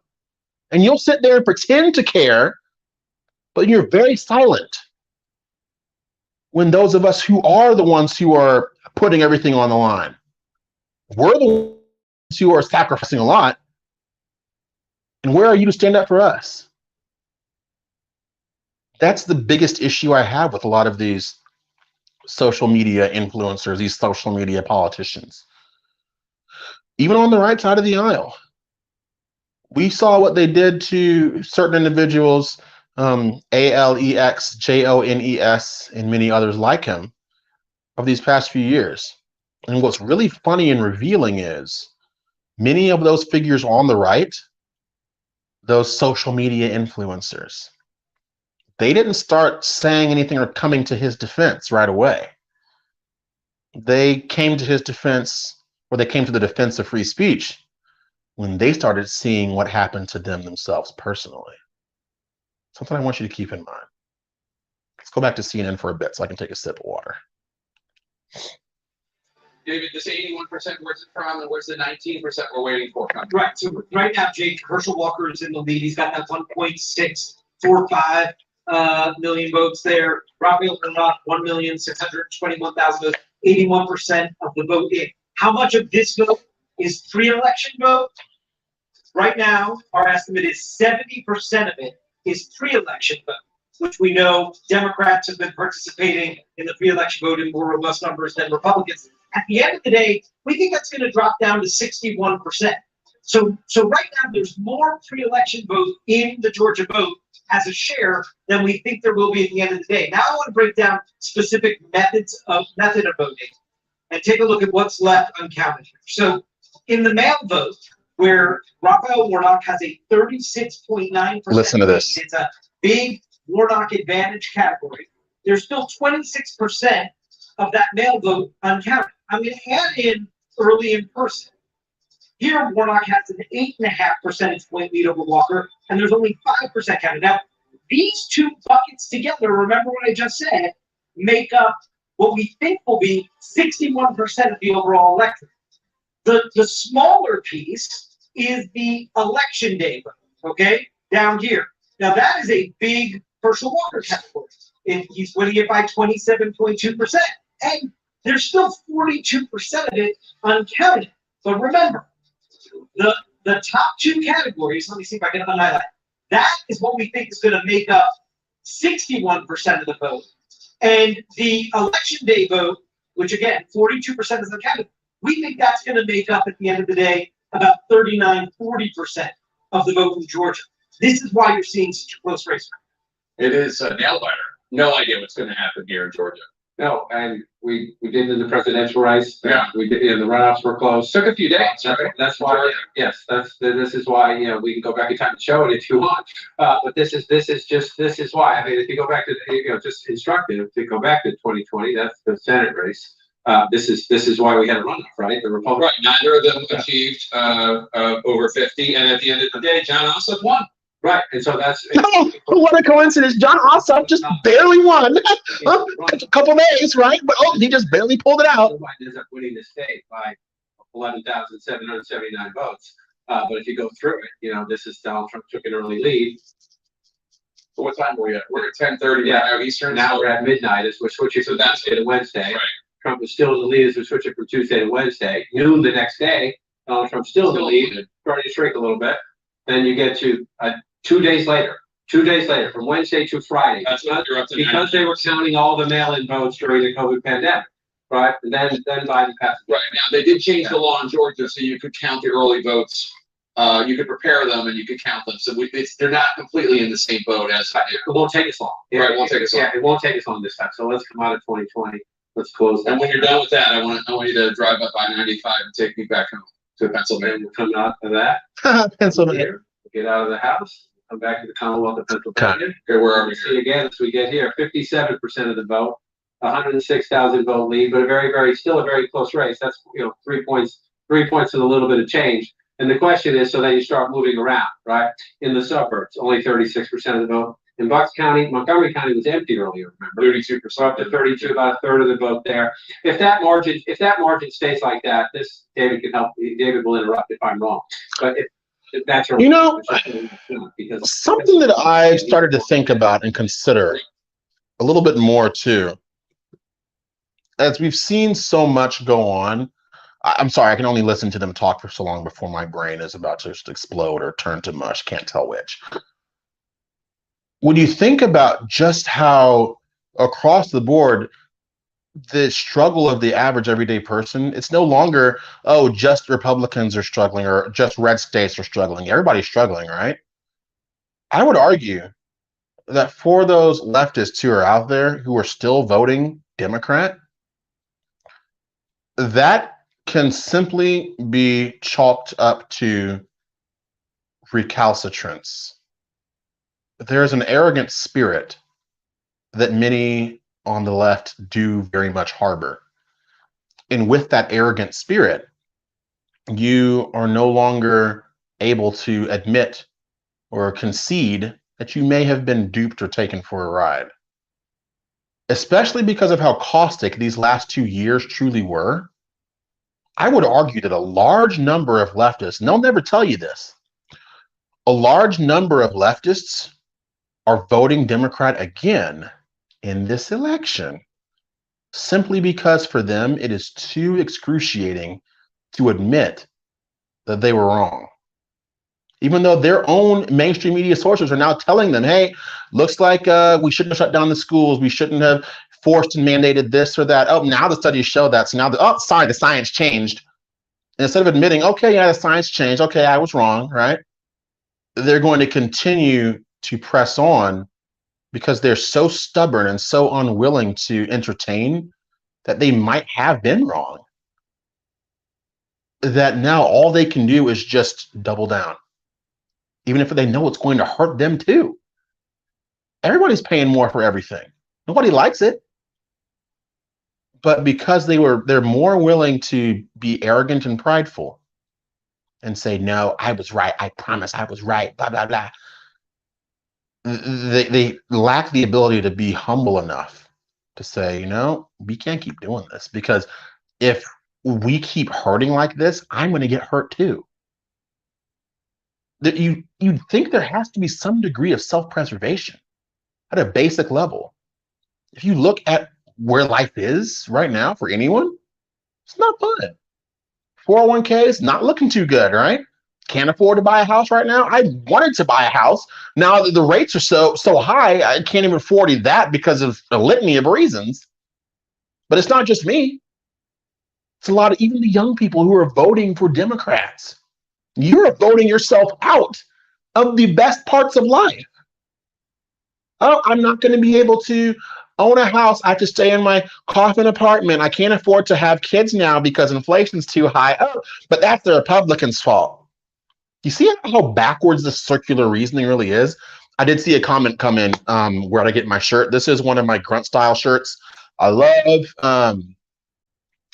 Grunt Style. It's a company that's created by military veterans, and I do my best to support them because I'm an Air Force brat myself. So I highly, highly recommend get yourself some Grunt Style. I don't make any money off it. I don't have any special codes to share with you. I have my own shirts, but I don't even advertise them. If you want to find them, go to my website, demanifelder.com, and find them there if you want. I made them myself. I'm really proud of them. They're actually really cool, but I'm not here to plug myself. I'm here to just talk to you guys and hopefully give you a different perspective. Joanna Butler says, I agree with you. Who was it that said, I saw a comment. I don't know if I can scroll up on this. Oh, I've never done this. Cindy DeLay. We love listening to you. We'll end up voting for you someday. I appreciate that comment, Cindy. Something that I have seen a lot is people say, oh, Damani, when are you going to run for office? And to be honest with you, that's not a decision that I make. God will decide if I ever am to run for office. Because even over these past several years, we've seen some individuals run for office without taking the time it takes to understand if they are truly ready for that level of responsibility. I think back to Alex Stovall. He was running for the right in Arizona. He was exposed by Project Veritas. He was someone who simply saw running for office as a means to an end, financially and from the standpoint of notoriety. And when you have people who are running for that, what I'd argue is we have to be more cautious than ever. You might see someone who says all the right things or who might check a certain box. You say, oh, this is going to be the candidate that we need to turn things around. But if that's all you see, and if you're not willing to ask them those tough questions and make sure that they stand for your values, then all we're doing is installing more rhinos. If I ever was to run for an office, I can tell you this, I want to be just as crazy and obnoxious as I am now. That's not going to change. That's the way God made me, and I love that. But it has to be something that God puts on my heart to do. To be honest with you, he hasn't done that yet. He's given me talents and gifts that I love bringing to y'all. The gift of commentary. I thank my parents for enrolling me in youth Toastmasters from a young age, teaching me how to be a public speaker. And to be honest, I used to not like it too much growing up. It's like, why are you forcing me to do this public speaking class, Mom and Dad? And they're like, you need to be able to articulate your thoughts well. And I'm so grateful to them for instilling that in me from a young age. Valuing and prioritizing education. they were so hard on me in school and all my siblings, being homeschooled all 12 years, being able to go to A&M, Texas A&M University, graduate with a degree in marketing. I could have done any of that if it wasn't for my parents instilling a love for education instead of for the social affirmation, peer affirmation, the things of this world. And I was spared from a lot of what I know I would have been exposed to in high school.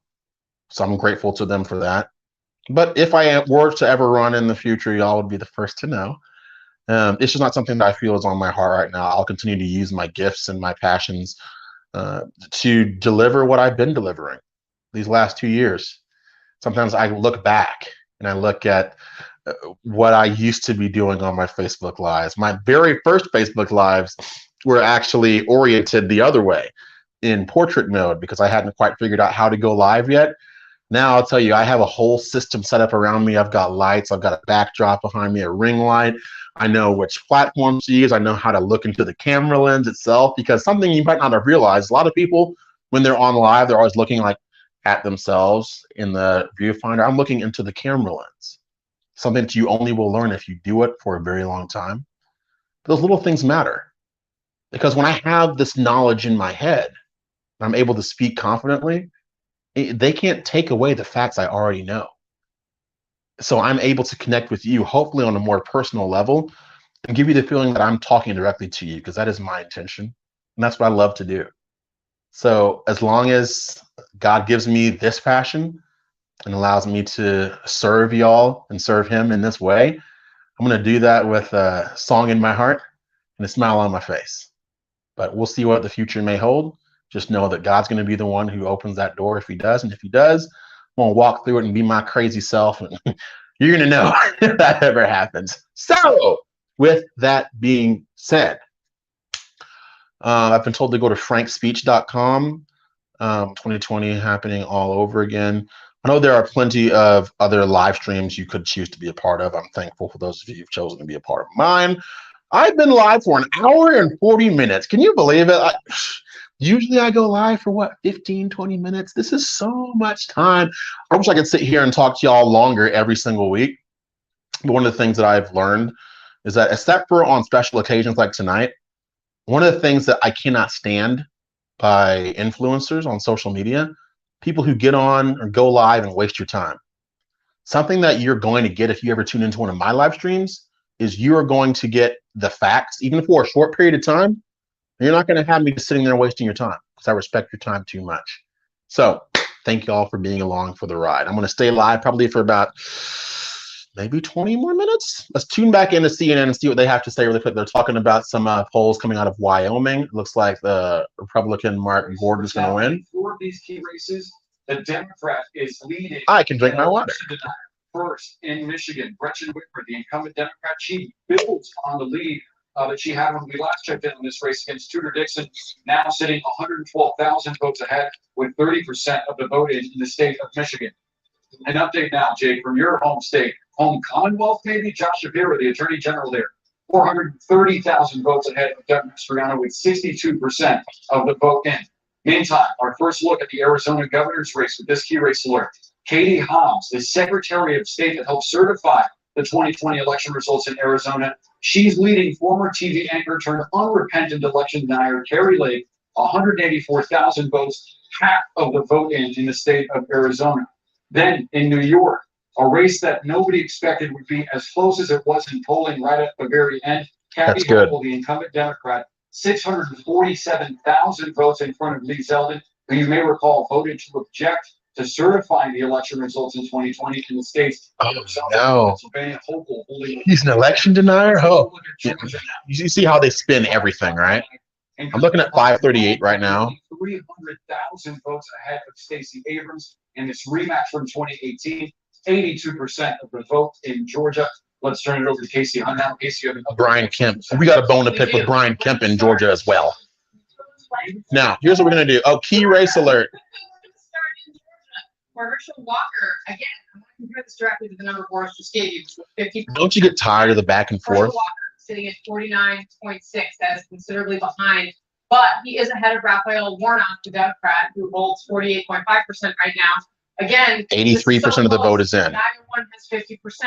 we're potentially looking at a runoff, 83% of the vote in Georgia. So let's check in on Wisconsin, which has been tightening over the past hour. So Mandela Barnes, the Democrat, look, you saw it tighten right there on your screen. Now it's exactly 50%. There's 4,000 votes ahead of the incumbent Republican Ron Johnson at 49.8%. Our friends at the Magic Wall are going to be able to give us a sense of how we may see this move in the next A little more than half of the vote is in Wisconsin. Of the vote in Wisconsin. Let's check in on Jake Tapper's Commonwealth of Pennsylvania, also mine. John Fetterman, 49.8%, now below 50%. Mehmet Oz, 47.7%. This race really tightening up as we have been expecting all night.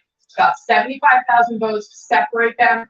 Right now, I think we can expect a really long time count in this race. 64% of the vote in Pennsylvania right now. And I do want to check in on Arizona because this has been a critical battleground as well. Mark Kelly, the incumbent Democrat, sitting at 58.1%.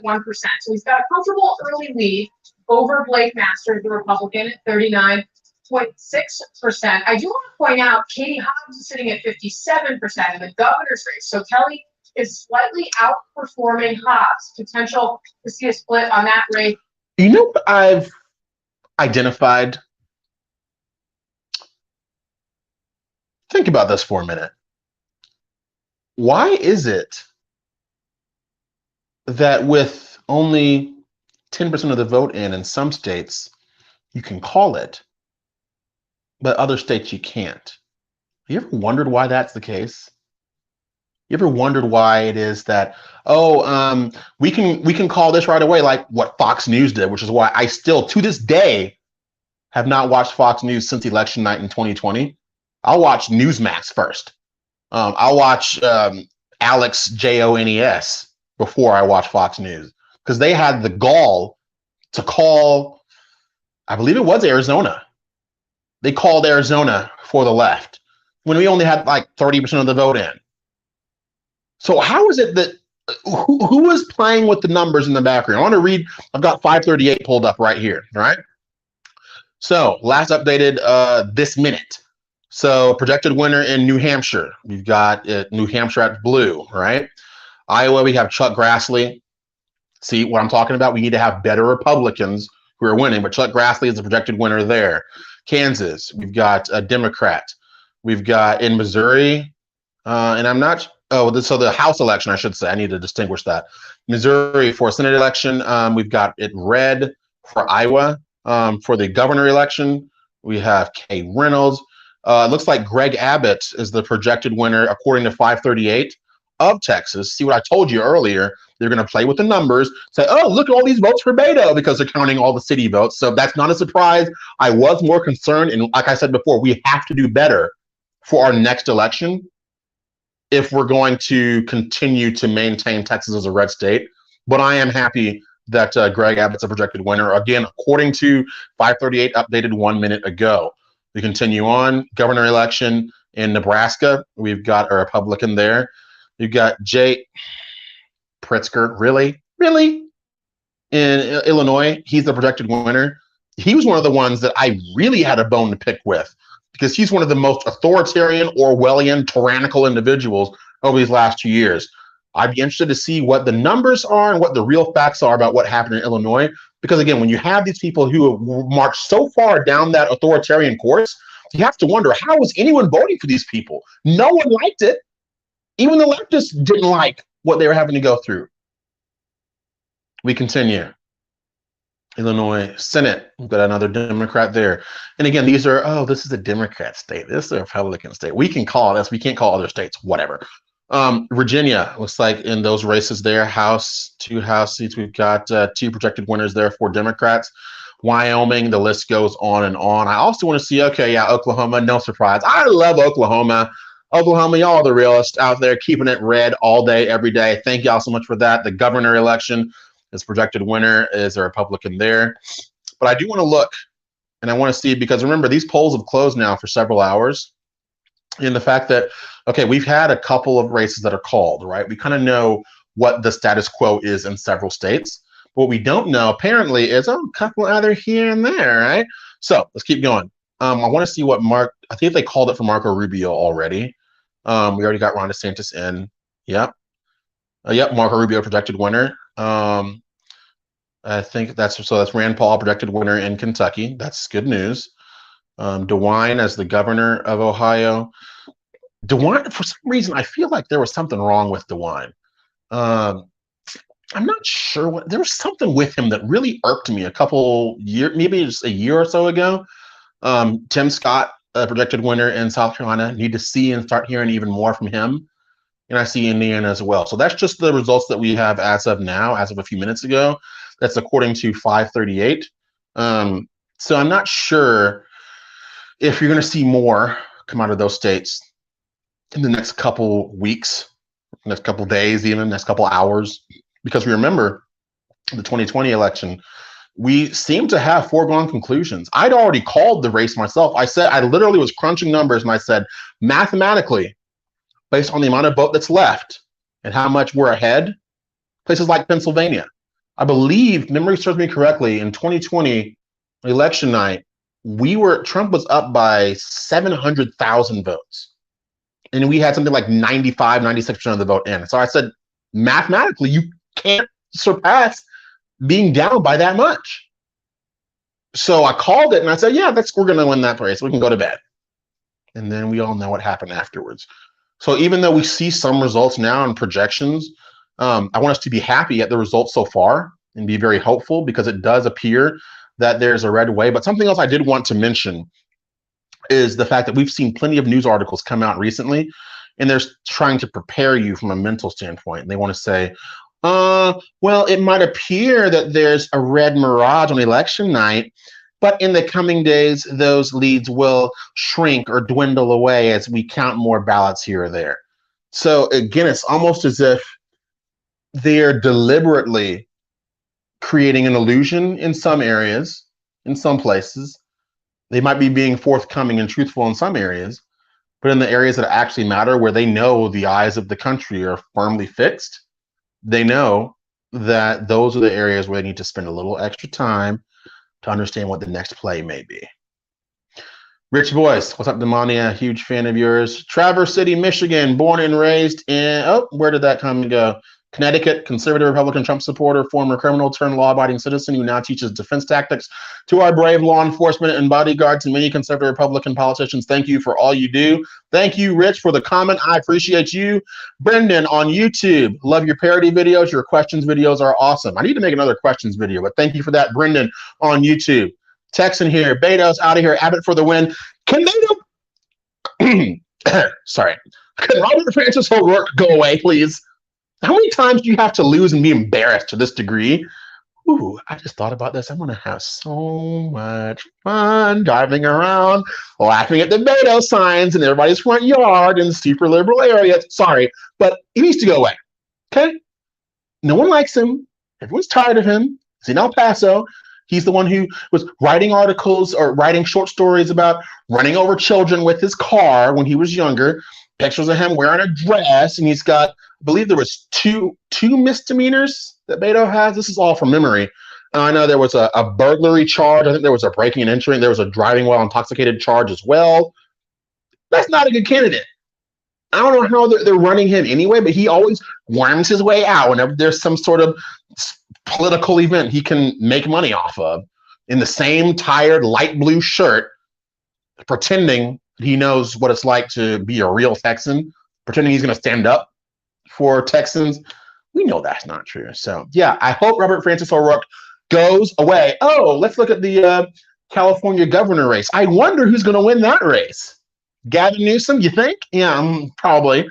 That's the cynical side of me coming out a little bit. But it's because it's almost as if you see how long the runway is for the political game. And there's almost Democrat darlings these days. You got Gavin Newsom. Oh, Gavin Newsom. You've got Rashida Tlaib, Ilhan Omar, right? And it almost feels as if those are the races that the left has predetermined to be foregone conclusions, because those are their stars. If you know anything about the left, they build up their stables, if I can use that metaphor, for a long time. It's almost like the football team, and they have the star running back, but then they have plenty of really good backups. You have to have good backups if the main running back goes down.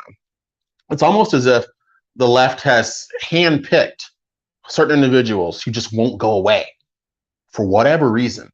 There's no reason Stacey Abrams should be doing anything besides fixing that ostentatious gap in her front teeth. What's that mean? Yeah, it's okay.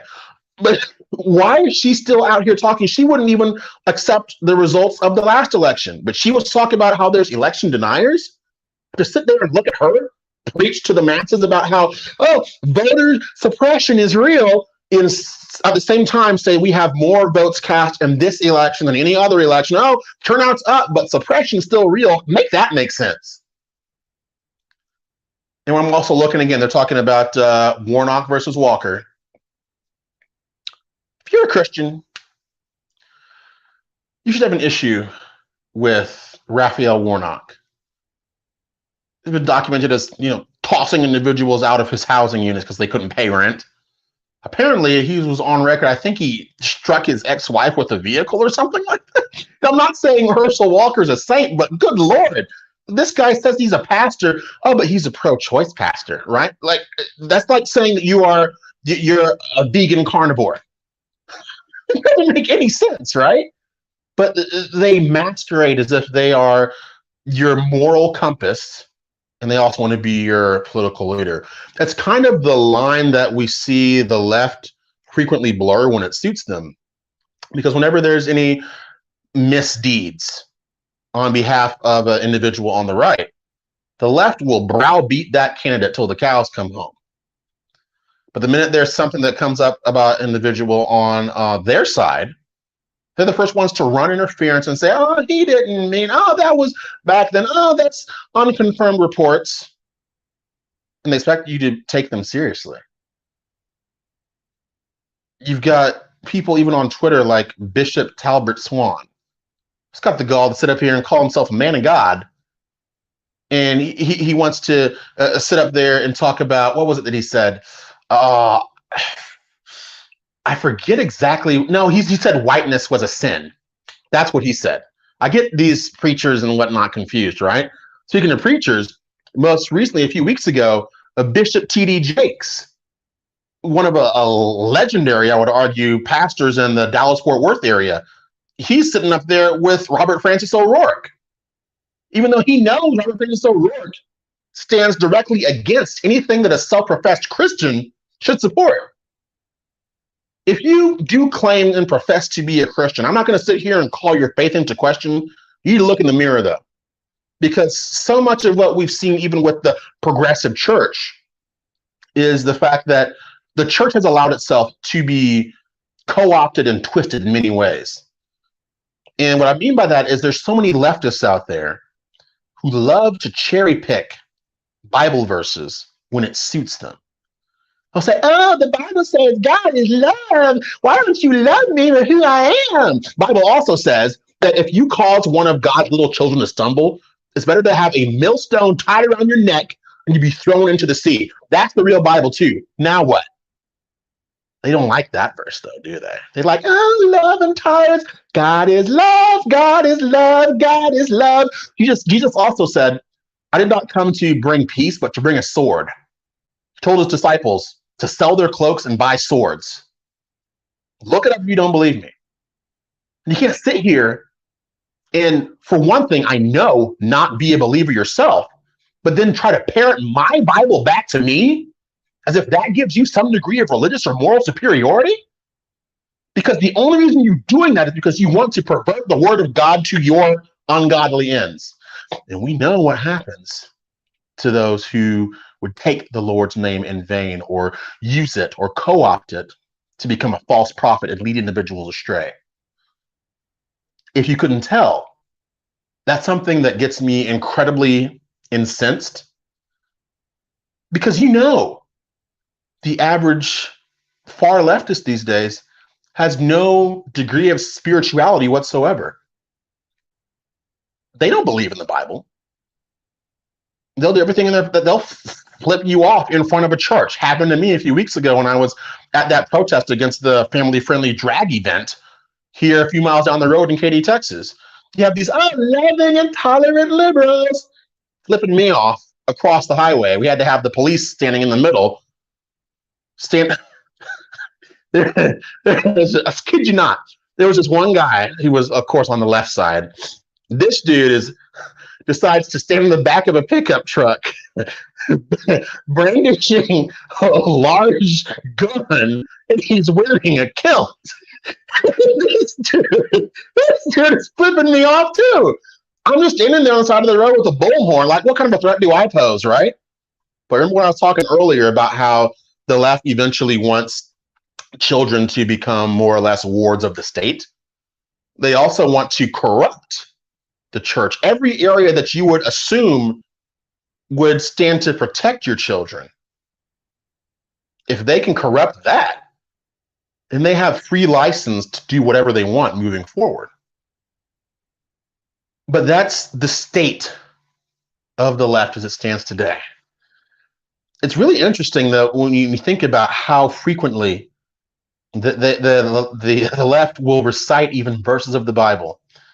And they even try to use that to say, oh, well, the Bible says that you shouldn't wear two types of cloth that are woven together. I got you. And it's like, you don't understand anything about the difference between the Old Testament or the New Testament, like how there's different covenants and whatnot. You're not there yet. Of course you don't know that because you don't believe the Bible. It would be like me trying to take passages from their sacred books and parrot it back towards them if you're a member of the occult or whatever. I'm not a member of the occult. I don't understand what your little rituals are. But I do know that I'm a believer. I do know that I was raised in the church, and I believe Jesus is my Savior. And I know that Bible. I memorized verses of the scriptures growing up. I did Awanas at a Baptist church for years. So how dare you sit there and try to preach my Bible back to me like you know it better when I know, almost cursed, when I know that you don't believe it. That's one of my biggest gripes with individuals on the left. And you know I'm doing my very best to keep this as family friendly as possible. That's actually one of my goals on my live streams. Is I know that sometimes people get heated and you may let a word slip here and there. I'm incredibly proud of the fact that on any of my live streams, I have not ever cursed, not ever used coarse language, because again, being raised to understand how to communicate effectively, I know that to a certain degree, those coarse words are verbal crutches of sorts. They're words that people use when they can't articulate or elucidate what their own emotional thoughts truly are. And what I love about the English language is there's so many words you can use to adequately pinpoint how you feel and to voice that. And what's really funny is, those of you who don't know this, if you ever do come to the Felder home and talk to me and my mom, my dad, my siblings and whatnot, what you'll find is whenever we do get incredibly upset or you want to make a very specific point, we will start almost like talking very slowly. We're very contemplative, and we do our best to speak in a manner that bespeaks exactly what we mean, because words are powerful. You know, I can use certain words and they become part of my everyday lexicon. You hear it when my brother, when we go live or talk or whatnot, you hear it because it's just part of what we've always been saying. You know, I could say something like, oh, that was a really crazy result. Or I can sit here and say, you know, these media entities are telling Scheherazadian tales about how resplendent the Democrat Party is as of right now. I prefer that. That's just me. So that's a little bit about me, a little side note. It's not always about me, but I like actually doing my best to keep my words as pure as I possibly can and do that so y'all can enjoy this content even later on down the road. Linda Hayes, I see you in the house. Joy Ray, I can always share your videos and not worry about language. That's what I'm going for. That is what I'm going for. Let me tell you, yeah, Karen, you are correct. It is not easy. There's so much that infuriates you when you cover politics and social issues full time, but it's the least I can do. So I'll continue to do exactly that. Brenna May McKinney, it's because our lives and our children's lives literally depend on it now. Absolutely right. And that's what makes it so important. If there's anything I'd hope that you would get a little hot under the collar about, it's these kinds of issues right here. I want to read a couple more of these comments here. Teresa Reynolds, yes, it is hard when you're talking politics. Brenda is in from Alaska. Hello to you, Brenda, watching on Facebook. Thank you for joining us all the way from Alaska. I love Alaska. I need to go there one of these days. I love the pictures I see from there. Let's see, what else do we have here? Yvonne McCulley says, keep on doing what you're doing. Amen, amen, amen. Thank you for that. CM on YouTube says the left is godless. That is correct. George Aleko Sima, I believe, he asks if I'm going to post this video. If I can. I've never gone live for over 2 hours before, so we'll see if Facebook allows me to post that live stream. But if I can, I will, so y'all can watch it back later and share. I don't expect people to watch this whole video. There's gonna be little bits and pieces here and there you might like, but whatever. We're just having fun tonight. I'm donating my night to the cause. I'm doing my best to connect with you guys here as we continue to see these results come in. Let's see. Keith Grubb says, stop saying whatnot. I like saying whatnot, but I'll take that under advisement for future reference. Vicksburg, Mississippi in the house. Brenna says she's in Colorado and those results are making her sick. I do know that I believe last I checked, Colorado had turned blue for a couple key races. We'll see what the future holds, but it is very unfortunate that as soon as a race is called, for a Democrat who wins, that's it. No, don't deny the election results. But it's funny how if there's a Republican who's pulling ahead, oh, we can't call it yet. Oh, we can't call it. Oh, we don't know what's going to happen. We still have 1% of the votes to count. That might be all for the Democrat candidate, just like it was in 2020, right? So that's, you can tell I kind of have my moments where I'm just kind of like, I can go into leftist mode, right? It looks like as of right now, North Carolina, for the Senate race, Ted Budd over Sherry Beasley. Ted Budd is up. But again, these races are all so close. And I'm not sure if they're deliberately keeping those numbers close like they are or not. Time will evidently tell. But if you have polls that close at 7:30 Eastern time, that's 6:30 Central time, and it's 10:09 p.m. as of this live stream right now on election night. Real interesting. Oh, we don't know the results there. We can call other states real quick. Yeah, okay, whatever. But yeah, Brenna, I actually did have a chance to go to Colorado about a year ago, and it's unfortunate. Whenever I am traveling to a liberal state or an area that has lots of leftists in it, when I was in Colorado, I was in Denver. Just seeing how beautiful the area is and how sad it is that those in power do everything in their power to make that a terrible place. Doesn't have to be that way. Same thoughts for California. Had a chance to go over there. Love the weather. Love the scenery. The policies and just driving through Skid Row hits different. You see, and that's how people are living here in America.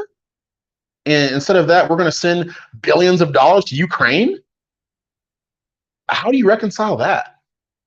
And what's even worse is for even leftists who live in those areas, they understand how bad things have gotten.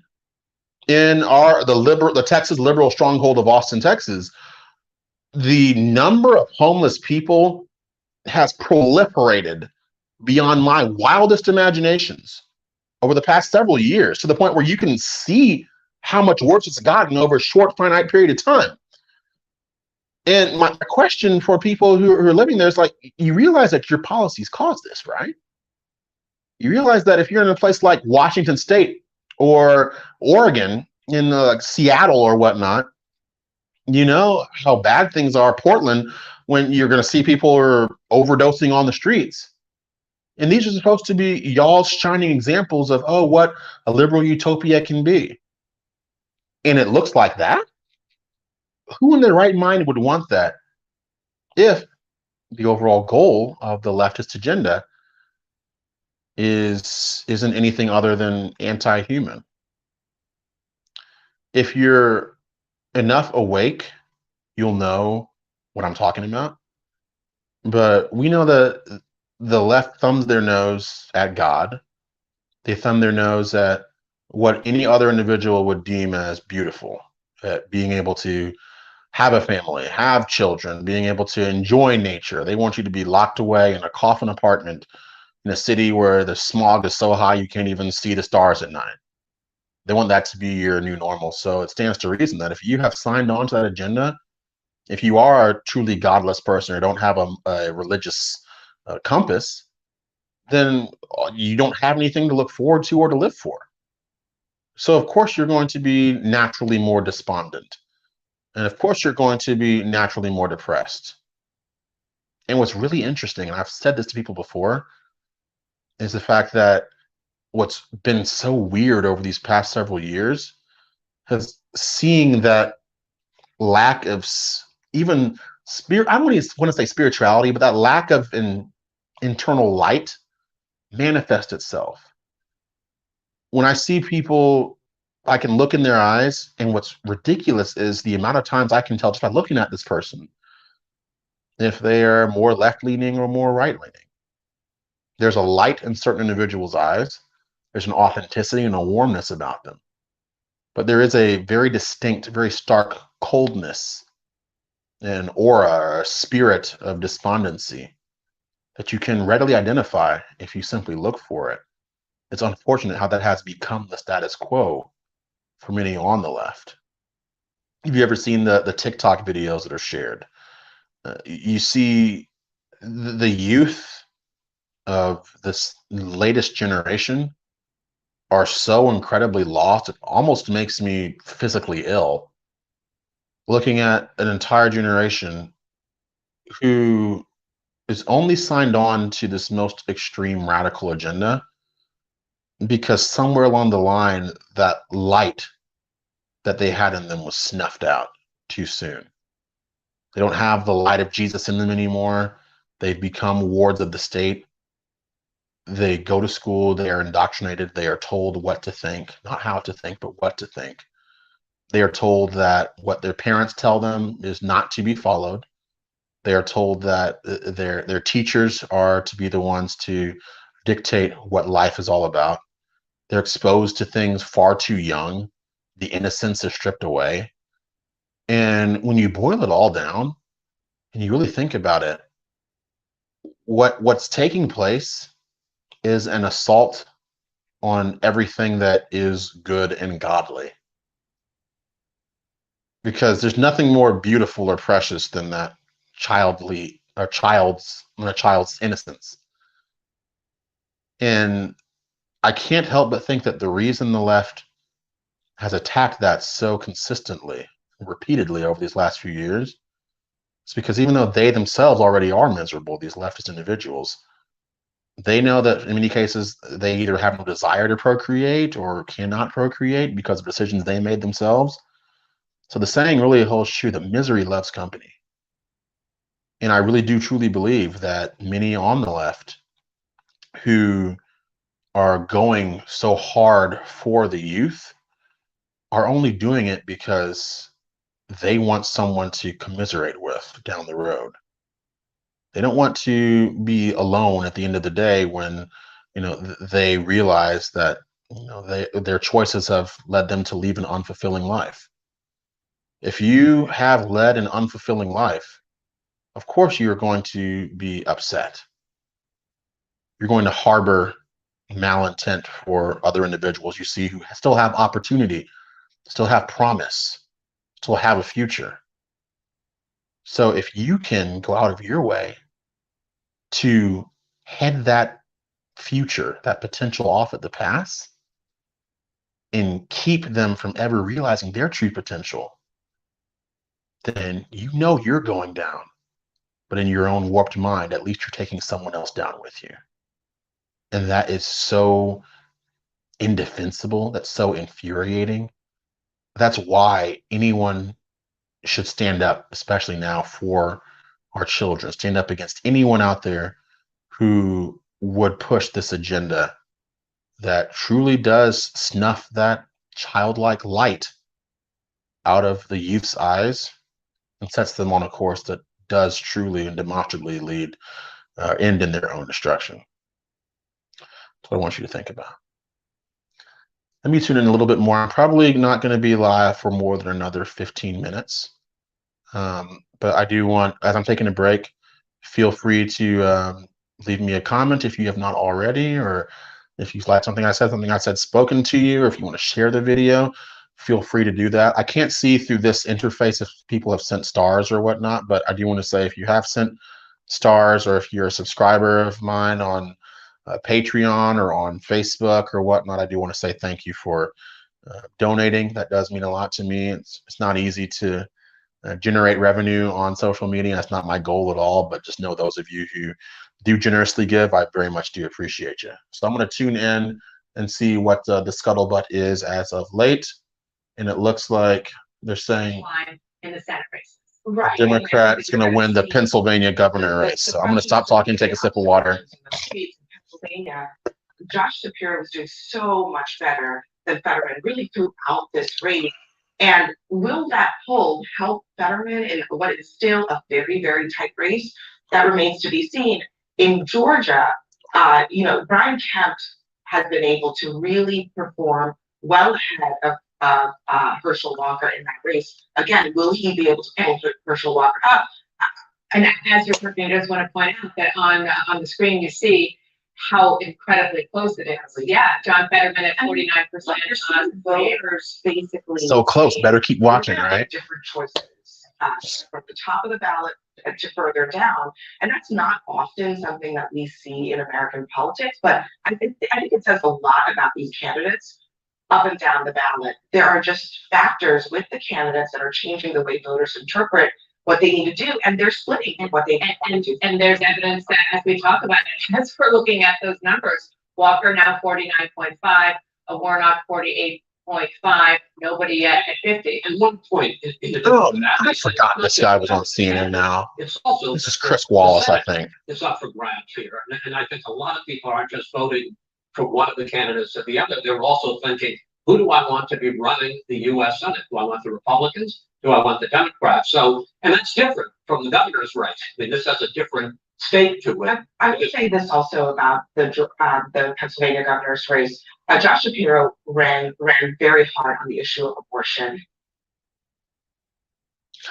I don't even need to hear any more from her, right? This is a black woman up here talking about, oh, how important abortion is. Yes, yes. Keep the black population right around 13%. Yes, very good. Satan is well pleased. I'm about to go off the rails, you can probably tell. I haven't gone this long in a long time, but I can tell you this. From what I can tell, they're not going to call Georgia. They're not going to call Pennsylvania. They're not going to call Arizona. Those three, they're not going to call Georgia. Those four, I can pretty confidently say they're not going to call them here on election night. They're probably going to see how much longer they can play that out, get some more ratings, get people, preemptively celebrating or wringing their hands. I can see that happening. I don't think I've seen anything from Michigan. If anybody has seen something from that, please feel free to correct me. I've not seen anything in that race for Gretchen Whitmer or Tudor Dixon. Not sure. All I know is that, so in the House, I know we need to get 218, right? And right now it looks like we're at 203, or that the estimate says about 203. And of course, the Senate, we need 51 for control. I'd love to have 52 or 53 just in case. But I don't think we're going to see all of those states that we want to see called. I'll never forget this. 2 years ago, November 7th, 2020, my birthday in 2020. The election day was November 3rd or 4th that year. And they waited until November 7th to call the results. And that was when, the AP told everyone that Biden had won. I'm not going to lie to you, it's probably one of the worst birthdays I've ever had in my life. To have that news break then, it never feels good to lose, but it's a totally different feeling to know that you won, but that your win was stripped away. That's something that I know has been the reason why a lot of people on our side may have chosen to wring their hands these past 2 years and say that there was nothing they could do.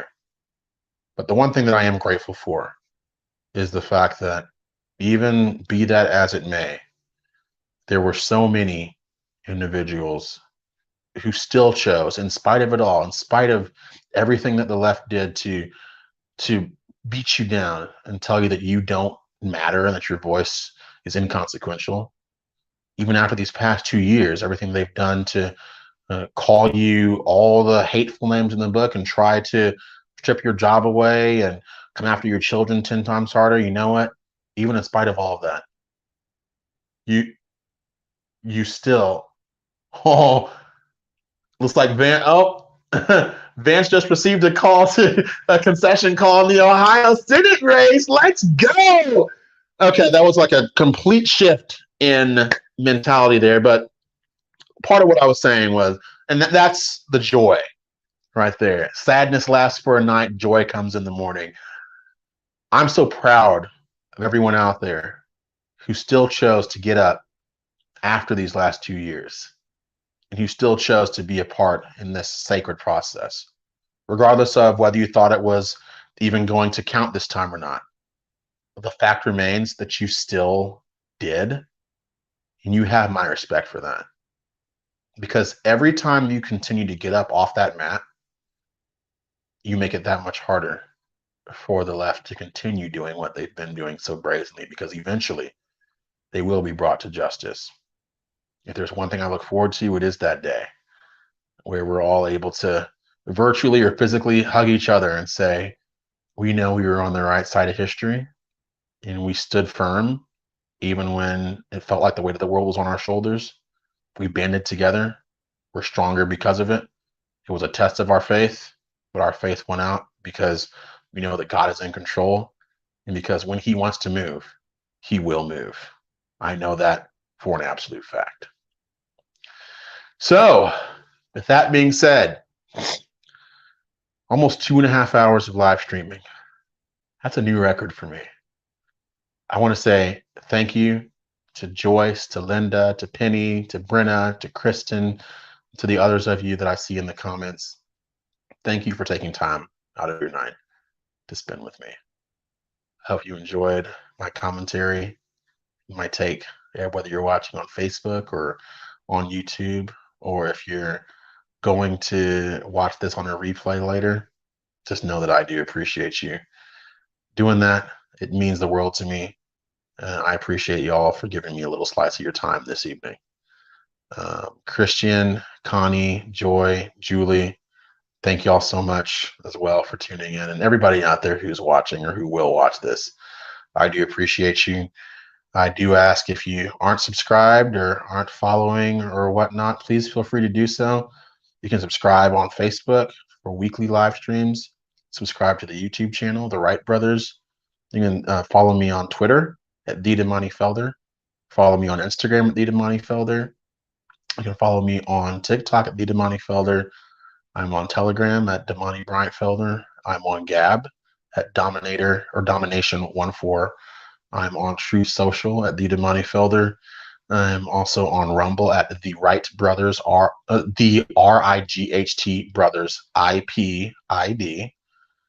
And I kind of forget if that's all the different social medias. Oh, and then I also do have my website, www.demontyfelder.com. If you are so inclined, if you do choose to check that website out, I made that website myself. And just know that if you do choose to go there and be a part, if you do choose to donate or what have you, 50% of every donation goes to a fund that I created along with my brother.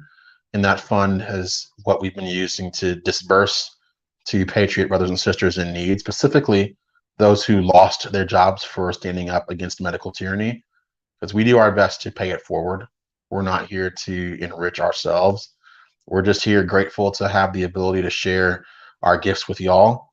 And we simply ask you to help us continue to help others if God puts it on your heart to do so.